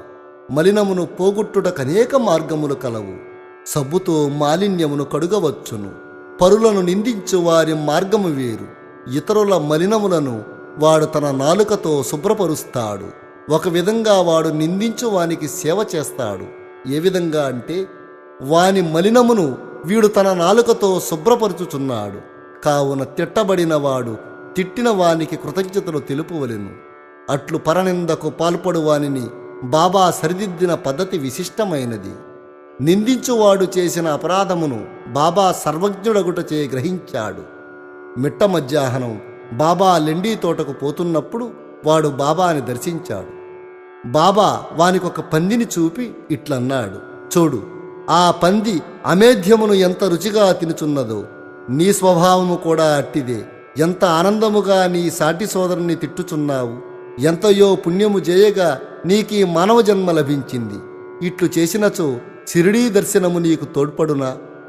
భక్తుడు ఆ మాటలలో నీతిని గ్రహించి వెంటనే పారిపోయాడు. ఈ విధంగా బాబా సమయం వచ్చినప్పుడల్లా ఉపదేశించేవారు. ఈ ఉపదేశములను మనసునందుంచుకొని పాటించినచో ఆత్మసాక్షాత్కారం దూరం కాదు. ఒక లోకోక్తి ఉన్నది, నా దేవుడున్నచో నాకు మంచము పైన కూడా బొవ్వ పుట్టును అని. అది భోజనము, వస్త్రములను గురించి చెప్పినది. ఎవరైనను దీనిని ఆధ్యాత్మిక విషయమై నమ్ముకుని ఊరుకున్నచో చెడిపోయిదరు. ఆత్మ సాక్షాత్కారమునకై సాధ్యమైనంత పాటుపడవలెను. ఎంత కృషి చేసిన అంత మేలు. 18, 19 అధ్యాయములు సంపూర్ణము. సద్గురు శ్రీ సాయినాథార్పణమస్తు. శుభం భవతు. శ్రీ సాయినాథాయ నమః. శ్రీ సాయి సచ్చరిత్రము 20వ అధ్యాయము. ఈ అధ్యాయములో దాసుగణకు కలిగిన ఒక సమస్యను కాకాసాహెబ్ ఇంటిలోని పనిపిల్ల ఎట్లు పరిష్కరించెనో హేమాడ్ పంతు వర్ణించాడు. మౌలికంగా సాయి నిరాకారుడు. భక్తుల కొరకు ఆకారాన్ని ధరించాడు. ఈ మహా జగన్నాటకమునందు మాయయను నటి సాయంతో వారు నటుని పాత్ర ధరించారు. సాయిని స్మరించి ధ్యానింతుముగాక. షిరిడీకి పోయి అచ్చట మధ్యాహ్న హారతి పిమ్మట జరుగు కార్యక్రమమును జాగ్రత్తగా గమనిద్దాం. హారతి అయిన పిమ్మట సాయి మసీదు బయటకు వచ్చి గోడ ప్రక్కన నిలిచి ప్రేమతోనూ దయతోనూ భక్తులకు ఊదీ ప్రసాదమును పంచిపెట్టేవారు. భక్తులు కూడా సమానమైన ఉత్సాహంతో వారి సమక్షమున నిలిచి వారి పాదాలకు నమస్కరించి వారి వైపు చూచుచూ ఊదీ ప్రసాదపు జల్లులను అనుభవించేవారు. బాబా భక్తుల చేతులలో పిడికిళ్లతో ఊదీపోయుచు వారి నుదుటపై తన చేతులతో ఊదీబెట్టు పెట్టుచుండేవారు. వారి హృదయమున భక్తుల ఎడ అమితమైన ప్రేమ. బాబా భక్తులను ఈ క్రింది విధంగా పలకరించేవాడు. అన్నా, మధ్యాహ్న భోజనానికి పొమ్ము. బాబా, నీ బసకు పో. బాపు, భోజనము చేయము. ఈ విధంగా ప్రతి భక్తుని పలుకరించి ఇంటికి సాగనంపేవారు. ఇప్పటికీ అది ఎంతయో ఊహించుకున్నచో ఆ దృశ్యములను తిరిగి చూచినంత ఆనందము కలుగును. మనోపలకమున సాయిని నిలిపి వారిని ఆపాదమస్తకము ధ్యానింతుము. వారి పాదములపై బడి సగౌరవముగా ప్రేమతో వినయంగా సాష్టాంగ నమస్కారం చేస్తూ ఈ అధ్యాయములోని కథలోనికి వెళదాం. ఒకప్పుడు దాసుగణు ఈశావ్యాసోపనిషత్తుపై మరాఠీ భాషలో వ్యాఖ్య వ్రాయుటకు మొదలుపెట్టాడు. మొట్టమొదట ఈ ఉపనిషత్తు గూర్చి క్లుప్తంగా తెలుసుకుందాం. వేద సంహితలోని మంత్రములు కలదగుటచే దీనిని మంత్రోపనిషత్తు అని కూడా అంటారు. ఇందులో యజుర్వేదములోని 40వ అధ్యాయమగు వాజశ్రేయ సంహిత ఉండుటచే దీనిని వాజశ్నేయ సంహితోపనిషత్తని కూడా పిలుస్తారు. వైదిక సంహితలుండుట వల్ల దీనిని ఇతర ఉపనిషత్తుల కన్నా శ్రేష్టమని భావిస్తారు. దీనికొక ఉదాహరణ ఉపనిషత్తులన్నింటిలోనూ పెద్దదగు బృహదారణ్యకోపనిషత్తు ఈ ఈశావ్యాసోపనిషత్తుపై వ్యాఖ్యయని పండిట్ సాత్వలేకర్ గారు భావించియున్నారు. ప్రొఫెసర్ రానడే గారిట్లన్నారు, ఈశావాస్యోపనిషత్తు మిక్కిలి చిన్నదైనప్పటికీ దానిలో అంతర్దృష్టిని కలిగించు అనేక అంశాలున్నవి. 18 శ్లోకాలలో ఆత్మగూర్చి విలువైన అపురూప వర్ణన, అనేక ఆకర్షణలకు దుఃఖములకు తట్టుకుని స్థైర్యము గల ఆదర్శ యోగీశ్వరుని వర్ణన ఇందు ఉన్నాయి. తరువాతి కాలమున సూత్రీకరింపబడిన కర్మయోగ సిద్ధాంతముల ప్రతిబింబమే ఈ ఉపనిషత్తు. తుదకు జ్ఞానమునకు కర్మలకు సమన్వయముగానున్న సంగతులు చెప్పబడ్డాయి. జ్ఞాన మార్గమును కర్మయోగమును సమన్వయము చేసి చెప్పుట ఈ ఉపనిషత్తులోని సారాంశము. ఇంకొక చోట వారిట్లన్నారు, ఈశావాస్యోపనిషత్తులోని కవిత్వము, నీతి, నిగూఢతత్వము వేదాంతముల మిశ్రమము. పై వర్ణను బట్టి ఈ ఉపనిషత్తును మరాఠీ భాషలోనికి అనువాదము చేయుట ఎంత కష్టమో ఊహించవచ్చును. దాసుగణు దీనిని మరాఠీ ఓవీ చందంలో వ్రాశాడు. దానిలోని సారాంశమును గ్రహించలేకపోవడం చేత తాను వ్రాసిన దానితో అతడు తృప్తి చెందలేదు. అతడు కొందరు పండితులను అడిగాడు, వారితో చర్చించాడు, కాని వారు సరి అయిన సమాధానం ఇవ్వలేకపోయారు. అందువల్ల దాసుగణు వికల మనస్కుడయ్యాడు. ఈ ఉపనిషత్తు వేదముల యొక్క సారాంశము. ఇది ఆత్మ సాక్షాత్కారమునకు సంబంధించిన శాస్త్రము. ఇది జనన మరణములనే బంధములను తెగగొట్టు ఆయుధము. ఇది మనకు మోక్షాన్ని ప్రసాదిస్తుంది. కనుక ఎవరైతే ఆత్మ సాక్షాత్కారము పొందియున్నారో అట్టివారే ఈ ఉపనిషత్తులోని అసలు సంగతులను చెప్పగలరని అతడు భావించాడు. ఎవరునూ దీనికి తగిన సమాధానం ఇవ్వనప్పుడు దాసుగణు సాయిబాబా వద్దకు వెళ్ళాడు. సాయిని దర్శించి వారి పాదాలకు నమస్కరించి ఈశావాస్యోపనిషత్తును అర్థం చేసుకొనుటలో తన కష్టములు చెప్పి సరి అయిన అర్థమును బోధింపమని వేడుకున్నాడు. సాయిబాబా ఆశీర్వదించి ఇట్లన్నారు, తొందరపడవద్దు. ఆ విషయములో ఏ కష్టమూ లేదు. నీ తిరుగు ప్రయాణంలో విలేపార్లేలోని కాకాసాహెబ్ దీక్షిత్ ఇంటిలోని పనిపిల్ల నీ సందేహాన్ని తీరుస్తుంది అన్నారు. అప్పుడక్కడ ఉన్నవారి మాటలు విని బాబా తమాషా చేయుచున్నారనుకున్నారు. భాషా జ్ఞానము లేని పనిపిల్ల ఈ విషయం ఎట్లు చెప్పగలదనుకున్నారు. కాని దాసుగను అట్టనుకోలేదు. బాబా పలుకులు బ్రహ్మవాక్కులనుకున్నాడు. బాబా మాటలందు పూర్తి విశ్వాసముంచి దాసుగను సిరిడీ విడిచి విలేపార్లే చేరి కాకాసాహెబ్ దీక్షిత్ ఇంటిలో బస చేశాడు. ఆ మరుసటి దిన ఉదయమే దాసుగను నిద్ర నుంచి లేవగానే ఒక బీద పిల్ల చక్కని పాటను మిక్కిలి మనోహరంగా పాడుతోంది. ఆ పాటలోని విషయము ఎర్ర చీర వర్ణనము. అది చాలా బాగుంటుందని, దాని కుట్టుపని చక్కగా ఉంటుందని, దాని అంచుల చివరలు చాలా సుందరంగా ఉంటాయని ఆ పిల్ల పాడుతోంది. ఆ పాట నచ్చుటచే దాసుగను బయటికి వచ్చి విన్నాడు. ఆ పిల్ల కాకా పనిమనిషి నామ్యా చెల్లెలు. ఆమె చిన్నపిల్ల. ఆమె చింకి గుడ్డ కట్టుకుని పాత్రలను తోముతోంది.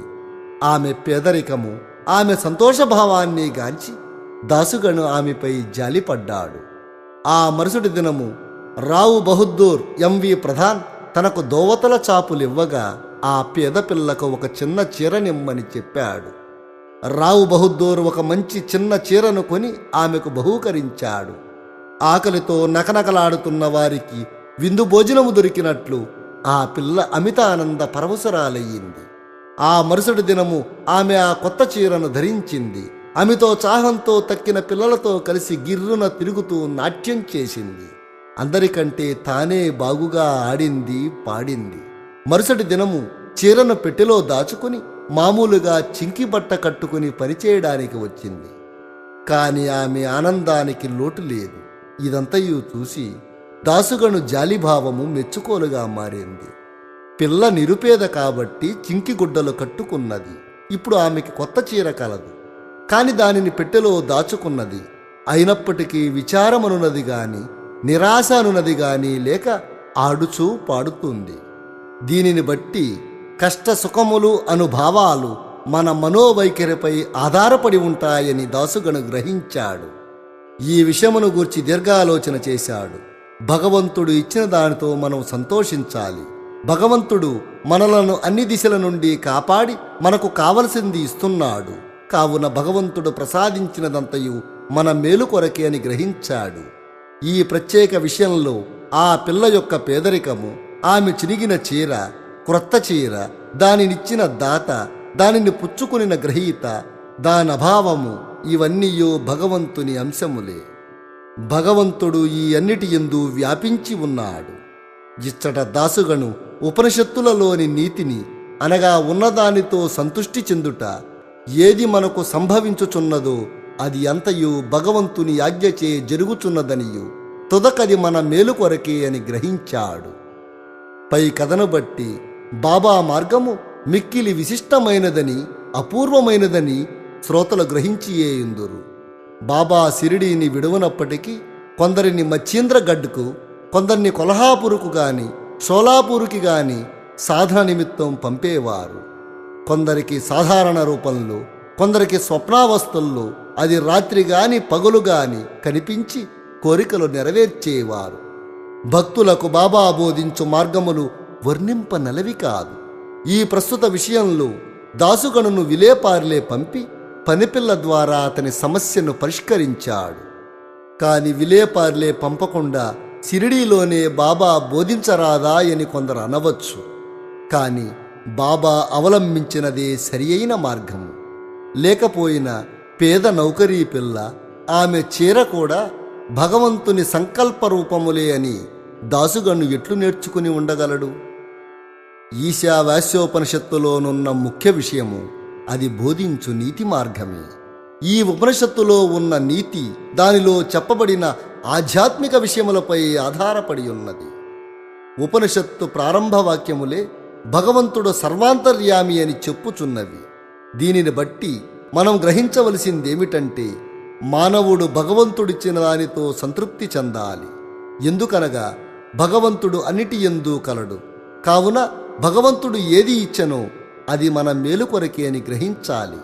దీనిని బట్టి ఇతరుల సొత్తుకై ఆశించరాదని, ఉన్నదానితో సంతుష్టి చెందవలెనని, భగవంతుడు మన మేలు కొరకే దానినిచ్చియున్నాడని, కావున అది మనకు మేలు కలుగుజేయనని గ్రహించాలి. దీనిలోని ఇంకొక నీతి ఏమనగా, మనుష్యుడు ఎల్లప్పుడూ ఏదో తనకు విధించబడిన కర్మను చేయుచునే ఉండవలెను. శాస్త్రములో చెప్పిన కర్మలు నెరవేర్చవలెను. భగవంతుని యాజ్ఞానుసారము నెరవేర్చుట మేలు. ఈ ఉపనిషత్తు ప్రకారం కర్మ చేయకుండా నుండుట ఆత్మనాశనమునకు కారణము. మానవుడు శాస్త్రములో విధించబడిన కర్మలు నెరవేర్చుట వలన నైష్కర్మ్యాదర్శ్యము పొందును. ఏ మానవుడు సమస్త జీవరాశిని ఆత్మలో చూచునో, ఆత్మ అన్నిటి యందుండునట్లు చూచునో, వేయేల సమస్త జీవరాశియు సకల వస్తువులు ఆత్మగా భావించునో, అట్టి వాడెందుకు మోహము పొందుతాడు? వాడెందులకు విచారిస్తాడు?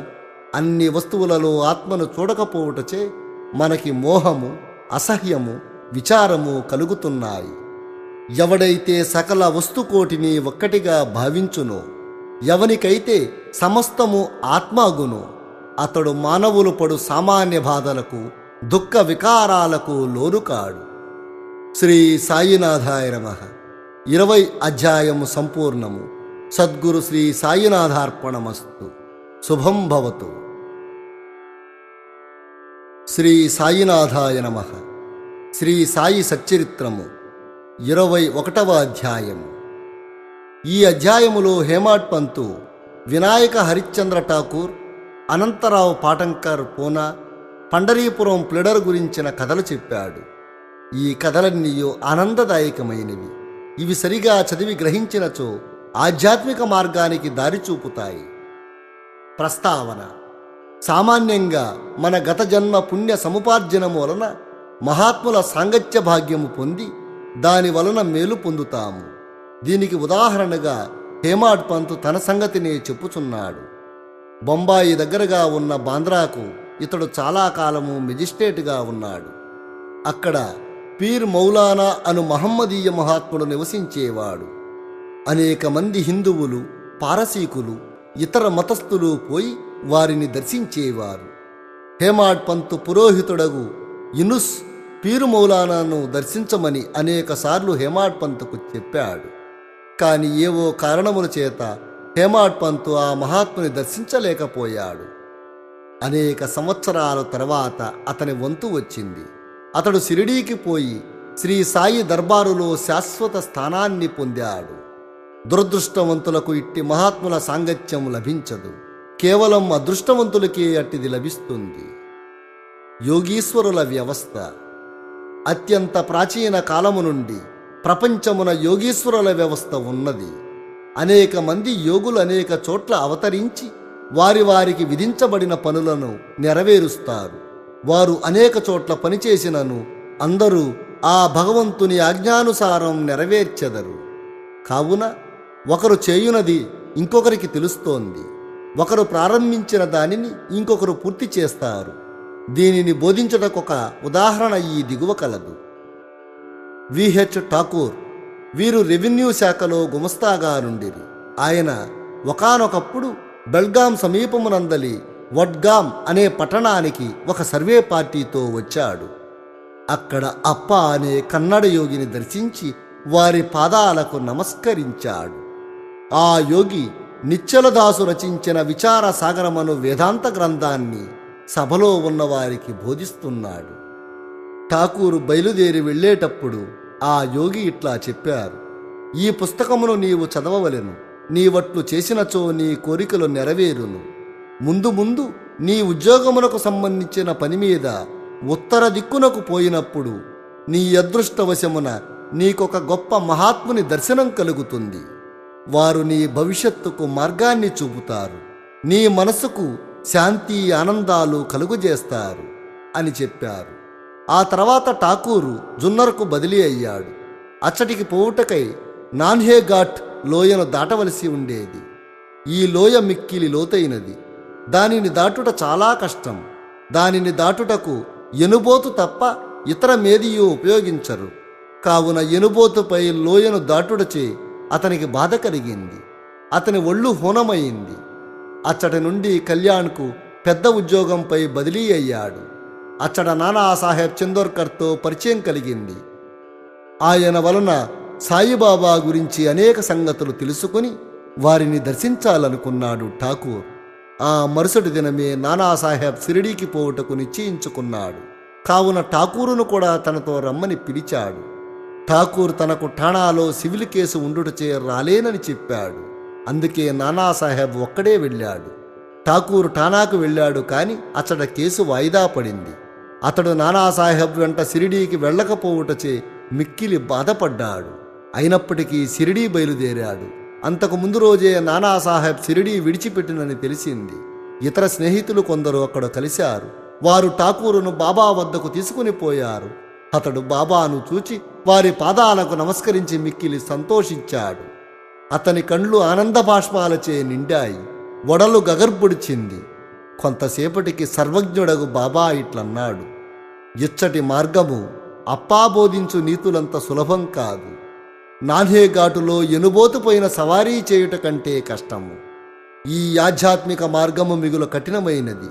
దీనికి ఎంతో కృషి అవసరము అన్నారు. ఠాకూరు కొక్కడికి అర్థమగు ఆ మాటలు వినగానే అతడు అమితానంద పరవశుడయ్యాడు. కన్నడ యోగి చెప్పిన మాటలు యథార్థమని గ్రహించాడు. రెండు చేతులు జోడించి బాబా పాదాలపై శిరస్సు పెట్టి తనను స్వీకరించి ఆశీర్వదించవలసిందిగా ప్రార్థించాడు. అప్పుడు బాబా ఇట్లు సమాధానం చెప్పాడు: అప్పా చెప్పినదంతయు నిజమే, కాని అవన్నీ అభ్యసించి ఆచరణలో పెట్టవలెను. ఊరకే గ్రంథములు చదువుట వలన ప్రయోజనము లేదు. నీవు చదివిన విషయమును గూర్చి జాగ్రత్తగా విచారించి అర్థము చేసుకుని ఆచరణలో పెట్టవలెను. లేనిచో ప్రయోజనము లేదు. గురు అనుగ్రహము లేని ఉత్త పుస్తక జ్ఞానం నిష్ప్రయోజనము. విచార సాగరములోని సిద్ధాంత భాగం అతడు చదివియుండెను, కాని ఆచరణను షిరిడీలో నేర్చుకున్నాడు. ఈ దిగువ చెప్పిన ఇంకొక కథ కూడా ఈ సత్యాన్ని బలపరుస్తోంది. అనంతరావు పాటంకర్ అనే పూనా పెద్ద మనిషి ఒకడు బాబాని చూడడానికి వచ్చాడు. షిరిడీకి వచ్చి బాబా దర్శనం చేశాడు. అతడెంతో ఆనందించి బాబా పాదములపై పడి తగు విధంగా పూజించి బాబాని ఇట్లు కోరాడు. నేనెక్కువగా చదివి తిని, వేదములను వేదాంతములను చదివి తిని, అష్టాదశ పురాణాలు వింటిని, నా మనస్సుకు శాంతి కలుగటలేదు. కనుక నా పుస్తక జ్ఞానమంతయు నిష్ప్రయోజనము. పుస్తక జ్ఞానము లేని నిరాడంబర భక్తులు నాకంటే మేలు. మనస్సు శాంతి పొందనిచో పుస్తక జ్ఞానమంతయు వ్యర్థము. మీ దృష్టి వలన, మీ మహత్తరమైన మాటల వలన మీరు శాంతి ప్రసాదించుతురని విన్నాను. అందుకే నేనిచ్చటికి వచ్చాను.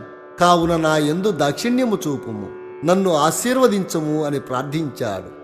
అప్పుడు బాబా అతనికి ఒక నీతి కథని ఈ విధంగా చెప్పాడు. ఒకనాడు వర్తకుడిక్కడికి వచ్చాడు. అతని ముందు ఒక ఆడగుర్రం లద్ది వేసింది. అది 9 ఉండలుగా పడింది. జిజ్ఞాసువైన ఆ వర్తకుడు పంచె కొంగు సాచి 9 ఉండలనందులో పెట్టుకునెను. ఇట్లు అతడు మనస్సును కేంద్రీకరించగలిగాడు. ఈ మాటల అర్థమును పాటంకర్ గ్రహించలేకపోయాడు. అందుకేనతడు గణేష్ దామోదర్ ఉరఫ్ దాదా కేల్కర్నిట్లు అడిగాడు, ఆ మాటలలో బాబా ఉద్దేశమేమిటి? కేల్కర్ ఇట్లు జవాబు చెప్పాడు, నాకు కూడా బాబా చెప్పినదంతయు తెలియదు, కాని వారి ప్రేరణ ప్రకారం నాకు తోచినది నీకు చెప్పెదను. ఆడగుర్రమనగా ఇచ్చట భగవంతుని అనుగ్రహము. 9 ఉండల లద్దె అనగా 9 విధ భక్తులు. అవి ఏమనగా, 1 శ్రవణం అనగా భగవంతుని గూర్చి వినుట, 2 కీర్తనం అనగా ప్రార్థించుట, 3 స్మరణం అనగా జ్ఞప్తియందుంచుకొనుట, 4 పాదసేవనం అనగా సేవించుట, 5 అర్చన అనగా పూజ, 6 నమస్కారము అనగా నమస్కరించుట, 7 దాస్యము అనగా సేవించుట, 8 సఖ్యత్వము అనగా స్నేహంగా ఉండుట, 9 ఆత్మ నివేదనము అనగా ఆత్మను సమర్పించుట. ఇవే 9 విధ భక్తులు. వీనిలో ఏదైనా ఒక మార్గాన్ని హృదయపూర్వకంగా అనుసరించిన ఎడల భగవంతుడు సంతృప్తి చెందుతాడు, భక్తుని మనసులో ప్రత్యక్షమవుతాడు. భక్తి లేని సాధనములన్నీయు అనగా జపము, తపము, యోగము, ఆధ్యాత్మిక గ్రంథాల పారాయణ, వానిలోని సంగతులను ఇతరులకు బోధించుట మొదలగునవన్నీ నిష్ప్రయోజనము. భక్తియే లేనిచో వేదములలోని జ్ఞానము, జ్ఞానియను గొప్ప ప్రఖ్యాతి, నామమాత్రమునకే చేయు భజన ఇవన్నీ వ్యర్థము. కావలసినది ప్రేమాస్పదమైన భక్తి మాత్రమే. నీవు కూడా ఆ వర్తకుడనుకో, లేదా సత్యమును తెలుసుకొనుటకు ప్రయత్నించు వ్యక్తిననుకో. వానివలే 9 విధ భక్తులను ప్రోగు చేయుచు ఆతృతతో నుండు. వానివలే 9 విధ భక్తులను ఆచరణలో పెట్టుటకు సిద్ధముగా నుండు. అప్పుడే నీకు మనస్థైర్యము, శాంతి కలుగుతుంది అని చెప్పాడు దాదా కేల్కర్. ఆ మరుసటి దినము పాటంకర్ బాబాకు నమస్కరించుటకు పోగా, 9 గుర్రపు లద్ది ఉండలను ప్రోగు చేసితివా లేదా అని ప్రశ్నించాడు బాబా. అతడు తాను నిస్సహాయుడునని, బాబా అనుగ్రహముచే మాత్రమే వానిని సులభముగా ప్రోగు చేయవచ్చునని చెప్పాడు. అప్పుడు బాబా శాంతి క్షేమములు కలుగునని ఆశీర్వదించాడు. పాటంకర్ అపరిమిత ఆనందభరితుడయ్యాడు. ఒక చిన్న కథతో ఈ అధ్యాయమును ముగిద్దాం. ఈ కథ బాబా సర్వజ్ఞుడని తెలుపుతోంది. ప్రజలను సరియైన మార్గమును పెట్టుటకు, వారి తప్పులను సవరించుటకు బాబా సర్వజ్ఞత్వమును ఉపయోగించుచుండేవాడు. ఒకనాడు పండరీపురం నుండి ఒక ప్లేడర్ వచ్చాడు. అతడు మసీదుకు పోయి సాయిబాబాను దర్శించాడు. వారి పాదాలకు నమస్కరించాడు. అడగకుండానే దక్షిణ ఇచ్చాడు. జరుగుతున్న సంభాషణలు వినుటకు ఒక మూల కూర్చున్నాడు. బాబా అతని వైపు చూచి ఇట్లన్నారు, ప్రజలెంత టక్కరులు, వారు పాదములపై బడిదరు, దక్షిణ ఇస్తారు, కాని చాటున నిందిస్తారు. ఇది చిత్రము కాదా అన్నారు. ఆ మాటలు ప్లేడరకు సుటిగా తగిలినవి. ఎవరికీ బాబా మాటలలోని అంతరార్థం బోధపడలేదు. ప్లేడరు మాత్రం గ్రహించాడు, కాని అక్కడ ఏమీ మాట్లాడలేదు. వాడాకు పోయిన పిమ్మట ప్లేడరు కాకాసాహెబ్ దీక్షిత్తో ఇట్లన్నాడు, బాబా చెప్పిందంతయు యథార్థమే. ఆ బాణము నాపై ప్రయోగించారు, అది నా గూర్చియే. నేనెవరిని నిందించకూడదు, తృణీకరించకూడదని బోధిస్తున్నారు. పండరీపురం సబ్జడ్జి యగు నోల్కర్ తన ఆరోగ్యాభివృద్ధి కొరకు షిరిడీకి వచ్చాడు. ఇచ్చటనే మకాన్ చేశాడు. ప్లేడర్ల విశ్రాంతి గదిలో దీని గురించి వివాదం జరిగింది. రోగముతో బాధపడుతున్న సబ్జడ్జి ఔషధమును సేవించక షిరిడీకి పోయిన మాత్రాన బాగుపడునా అని మాట్లాడుకున్నారు. సబ్జడ్జిని వ్యాఖ్యానించారు, సాయిబాబాను నిందించారు. నేను కూడా అందు కొంత భాగాన్ని వహించాను. నేను చేసినది సమంజసం కాదని ఇప్పుడు సాయిబాబా నిరూపించారు. ఇది నాకు దూషణ కాదు, ఇది ఆశీర్వచనమే. ఇది నాకు ఒక ఉపదేశము. నేనిక మీదట ఎవరిని దూషించరాదు, ఎవరిని నిందించరాదు, ఇతరుల విషయములో జోక్యము కలుగజేసుకొనరాదు. పండరీపురము షిరిడీకి 300 మైళ్ళ దూరంలో ఉన్నది. బాబా సర్వజ్ఞుడగుటచే పండరీపురములో ప్లేడర్ల విశ్రాంతి గదిలో ఏమి జరిగినో తెలుసుకున్నారు. ఈ నడుమనున్న స్థలము, నదులు, అడవులు, పర్వతములు వారి సర్వజ్ఞత్వానికి అడ్డుపడలేదు. వారు సర్వమును చూడగలిగారు. అందరి హృదయాలలో గల దానిని చదవగలిగారు. వారికి తెలియని రహస్యం ఏదియూ లేదు. దగ్గరనున్నవి, దూరముగానున్నవి ప్రతి వస్తువు కూడా పగటి కాంతి వలె వారికి తేటతెల్లము. ఎవడైనా దూరముగా గాని దగ్గరగా గాని ఉండని బాబా సర్వాంతర్యామి ఎగుటచే వారి దృష్టి నుంచి తప్పించుకున్నటకు వీలు లేదు. దీనిని బట్టి ఆ ప్లేడరు ఒక నీతిని నేర్చుకునేను. ఒకరిని గురించి చెడుగా చెప్పరాదు, మరియు అనవసరంగా వ్యాఖ్యానం చేయరాదు. అట్లు బాబా అతని దుర్గుణమును పోగొట్టి సన్మార్గాన పెట్టాడు. ఈ కథ ఒక ప్లేడర్ను గురించి చెప్పినదప్పటికీ అందరికీ వర్తిస్తుంది కాబట్టి ఈ కథ బోధించు నీతిని జ్ఞాపకం ఉంచుకుని మేలు పొందెదముగాక. సాయిబాబా మహిమ అగాధము, వారి లీలలు కూడా అట్టివే, వారి జీవితము అట్టిదే. వారు పరబ్రహ్మము యొక్క అవతారం. శ్రీ సాయినాథాయ నమః. 21వ అధ్యాయము సంపూర్ణము. సద్గురు శ్రీ సాయినాథార్పణమస్తు. శుభం భవతు. శ్రీ సాయినాథాయ నమః. శ్రీ సాయి సచ్చరిత్రము 22వ అధ్యాయము. బాబాను ధ్యానించుటెట్లు, భగవంతుని నైజము గాని స్వరూపము గాని అగాధాలు. వేదాలు గాని 1000 నాలుకలు గల ఆదిశేషుడు గాని వానిని పూర్తిగా వర్ణింపలేరు. భక్తులు భగవంతుని రూపమును చూచి కనుగొని తీరవలెను. ఎందుకనగా తమ ఆనందానికి భగవంతుని పాదములే ముఖ్య మార్గమని వారికి తెలియను. జీవిత పరమార్థమును పొందుటకు గురుని పాదములనే ధ్యానించవలెను గాని ఇంకొక మార్గము లేదని వారికి తెలియను. హేమాడ్ పంతు ఒక సులభమైన మార్గాన్ని ఉపదేశ రూపంగా చెబుతున్నాడు. అది ధ్యానమునకు భక్తికి కూడా అనుకూలిస్తుంది. ప్రతి నెలలో కృష్ణపక్షమున రాను రాను వెన్నెల క్రమంగా క్షీణిస్తుంది. తుదకు అమావాస్య నాడు చంద్రుడు కనబడడు, వెన్నెల కూడా రాదు.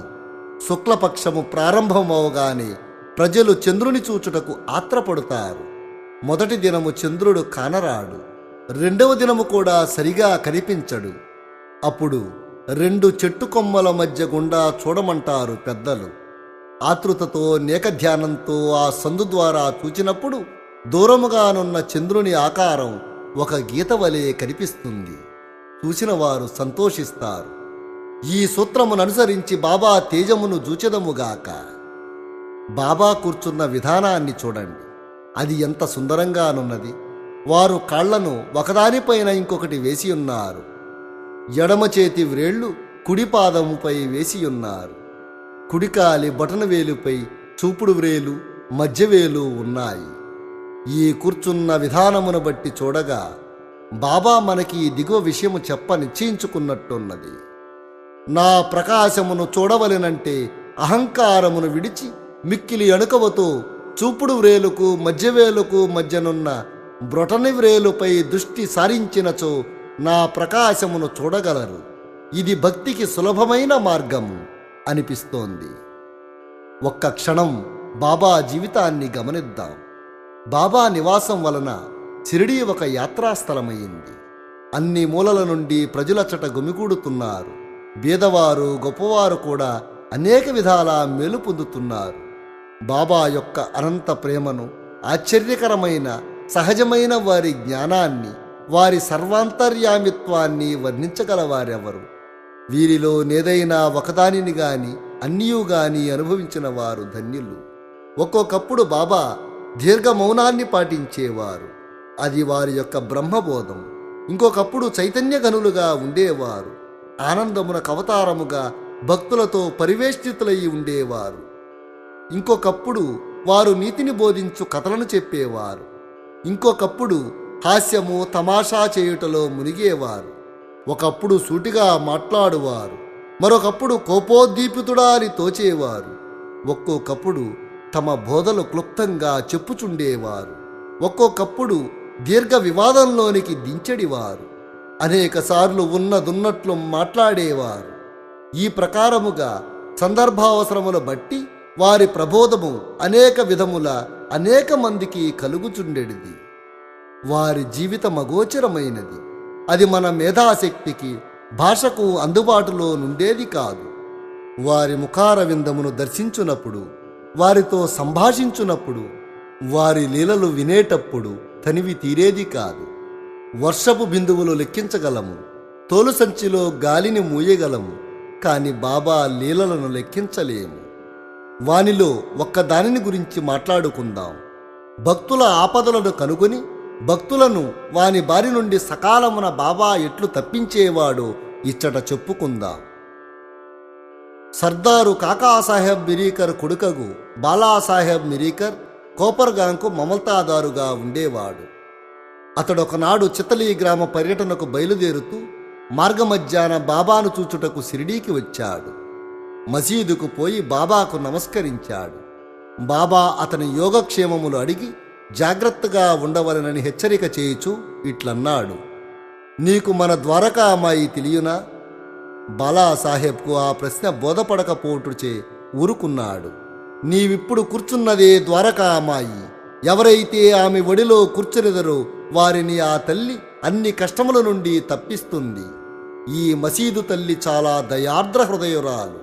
ఆమె నిరాడంబర భక్తులకు తల్లి. వారి ఆపదల నుండి తప్పిస్తుంది. ఆమె ఒడిని ఆశ్రయించిన వారి కష్టములన్నీ సమిసిపోతాయి. ఎవరు ఆమె నీడను ఆశ్రయించెదరో వారికి ఆనందం కలుగుతుంది అన్నారు. పిమ్మట బాలాసాహెబ్కు ఊదీ ప్రసాదమిచ్చి అతని శిరస్సుపై చేయి వేశాడు. బాలాసాహెబ్ పోవుచుండగా బాబా, నీకు ఆ పొడవాటి వ్యక్తి తెలియనా? అదే సర్పము అన్నాడు. బాబా తన ఎడమ చేతిని మూసి దానిని కుడిచేతి వద్దకు తెచ్చి పాము పడగవలే నుంచి, అతడు మిక్కిలి భయంకరమైనవాడు. కాని ద్వారకామాయి బిడ్డలను అతడు ఏమి చేయగలడు? ద్వారకామాయి కాపాడుచుండగా పాము ఏమి చేయగలదు అన్నారు. అక్కడున్న వారందరూ దీని భావమును తెలుసుకునుటకు, దానికి మిరీకరకు గల సంబంధాన్ని తెలుసుకునేందుకు కుతూహలపడ్డారు. కాని బాబాను ఈ విషయమై అడిగే ధైర్యం ఎవరికీ లేదు. బాలాసాహెబ్ బాబాకు నమస్కరించి మసీదును విడిచి శ్యామాతో వెళ్ళాడు. బాబా శ్యామాను వెనక్కి పిలిచి బాలాసాహెబ్తో కలిసి చితలీ వెళ్ళి ఆనందించమన్నాడు.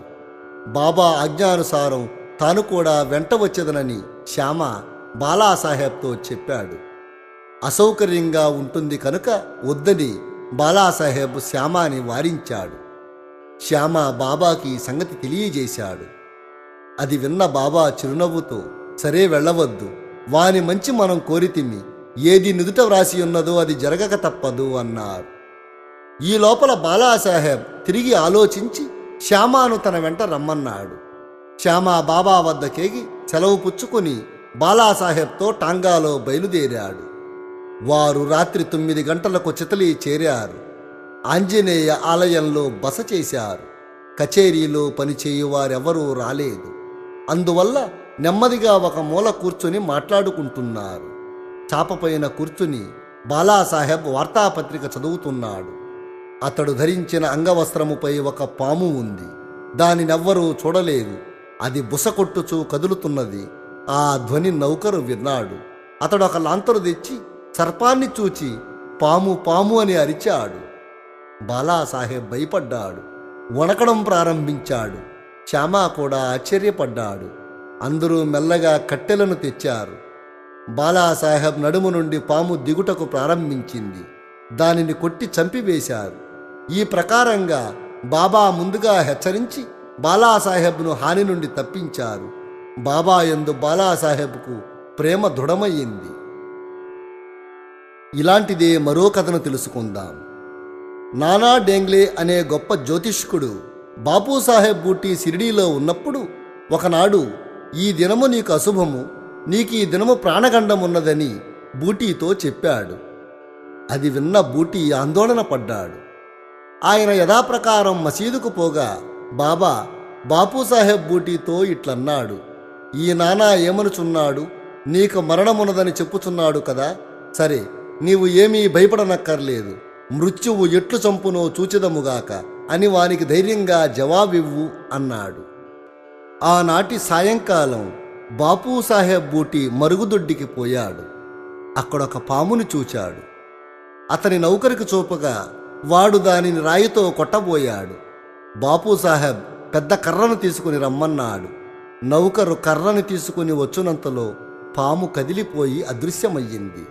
ధైర్యముతో నుండుమని ఆడిన బాబా పలుకులను బాపూసాహెబ్ జ్ఞాపకం తెచ్చుకుని సంతోషించాడు. మరో కథను తెలుసుకుందాం. కోపర్గాం తాలూకాలో కొరాలే గ్రామ నివాసి అమీరు షక్కర్. అతడు కసాయ కులానికి చెందినవాడు. అతడు బాంద్రాలో కమిషన్ వ్యాపారిగా పనిచేస్తుండేవాడు. అక్కడ అతనికి మంచి పలుకుబడి కూడా ఉంది. అతడు కీళ్లవాతంతో బాధపడుటచే భగవంతుణ్ణి జ్ఞాపకం తెచ్చుకుని వ్యాపారాన్ని విడిచిపెట్టి షిరిడీ చేరి బాధ నుండి తప్పించమని బాబాని వేడాడు. చావడిలో కూర్చునమని బాబా అతన్ని ఆజ్ఞాపించాడు. అటువంటి రోగికి ఆ స్థలము సరియైనది కాదు. అది ఎల్లప్పుడూ తేమగా ఉంటుంది. గ్రామంలో ఇంకేదైనా స్థలము బాగుండేది. కాని బాబా పలుకులే తగిన ఔషధము, నిర్ణయ సూత్రము. మసీదుకు వచ్చుటకు బాబా అతనికి అనుజ్ఞ ఇవ్వలేదు. చావడిలోనే కూర్చునమని ఆజ్ఞాపించాడు. అది వానికి మిక్కిలి లాభకారి కూడా అయ్యింది. ఎందుకనగా బాబా ఉదయము సాయంకాలము చావడి వైపు పోయేవాడు. అదీనుగాక దినము విడిచి దినము ఉత్సవముతో పోయి బాబా అచట నిద్రించేవాడు. అందుకే అమీరు బాబా యొక్క సాంగత్యాన్ని సులభంగా పొందాడు. పూర్తిగా 9 మాసాలు అమీరు షక్కర్ అక్కడ ఉన్నాడు. కొంతకాలం తర్వాత అతనికి ఆ స్థలంపై విసుగు పుట్టింది. ఒకనాటి రాత్రి ఎవరికీ చెప్పకుండా కోపర్గాం పారిపోయాడు. అక్కడ ఒక ధర్మశాలలో బస చేశాడు. ఆ సమయంలో అక్కడ ఒక ఫకీరు చచ్చుటకు సిద్ధంగా ఉన్నాడు. ఫకీరు నీళ్లు కావాలనగా అమీరు పోయి నీరు తెచ్చి ఇచ్చాడు. ఆ నీళ్లను త్రాగి ఫకీరు చనిపోయాడు. అమీరు చిక్కులో పడ్డాడు.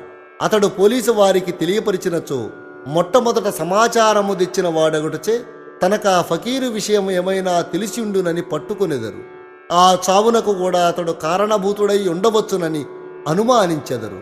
బాబా ఆజ్ఞ లేనిదే షిరిడీ విడిచిపెట్టుట తనదే తప్పని అతడు గ్రహించి పశ్చాత్తాపపడ్డాడు. షిరిడీ పోవడానికి నిశ్చయించుకుని ఆ రాత్రియే అతడి నుండి షిరిడీకి వచ్చేశాడు. మార్గ మధ్యమున బాబా నామమును జపం చేస్తూ వచ్చాడు. సూర్యోదయానికి ముందే షిరిడీ చేరి ఆతృత నుండి తప్పించుకున్నాడు.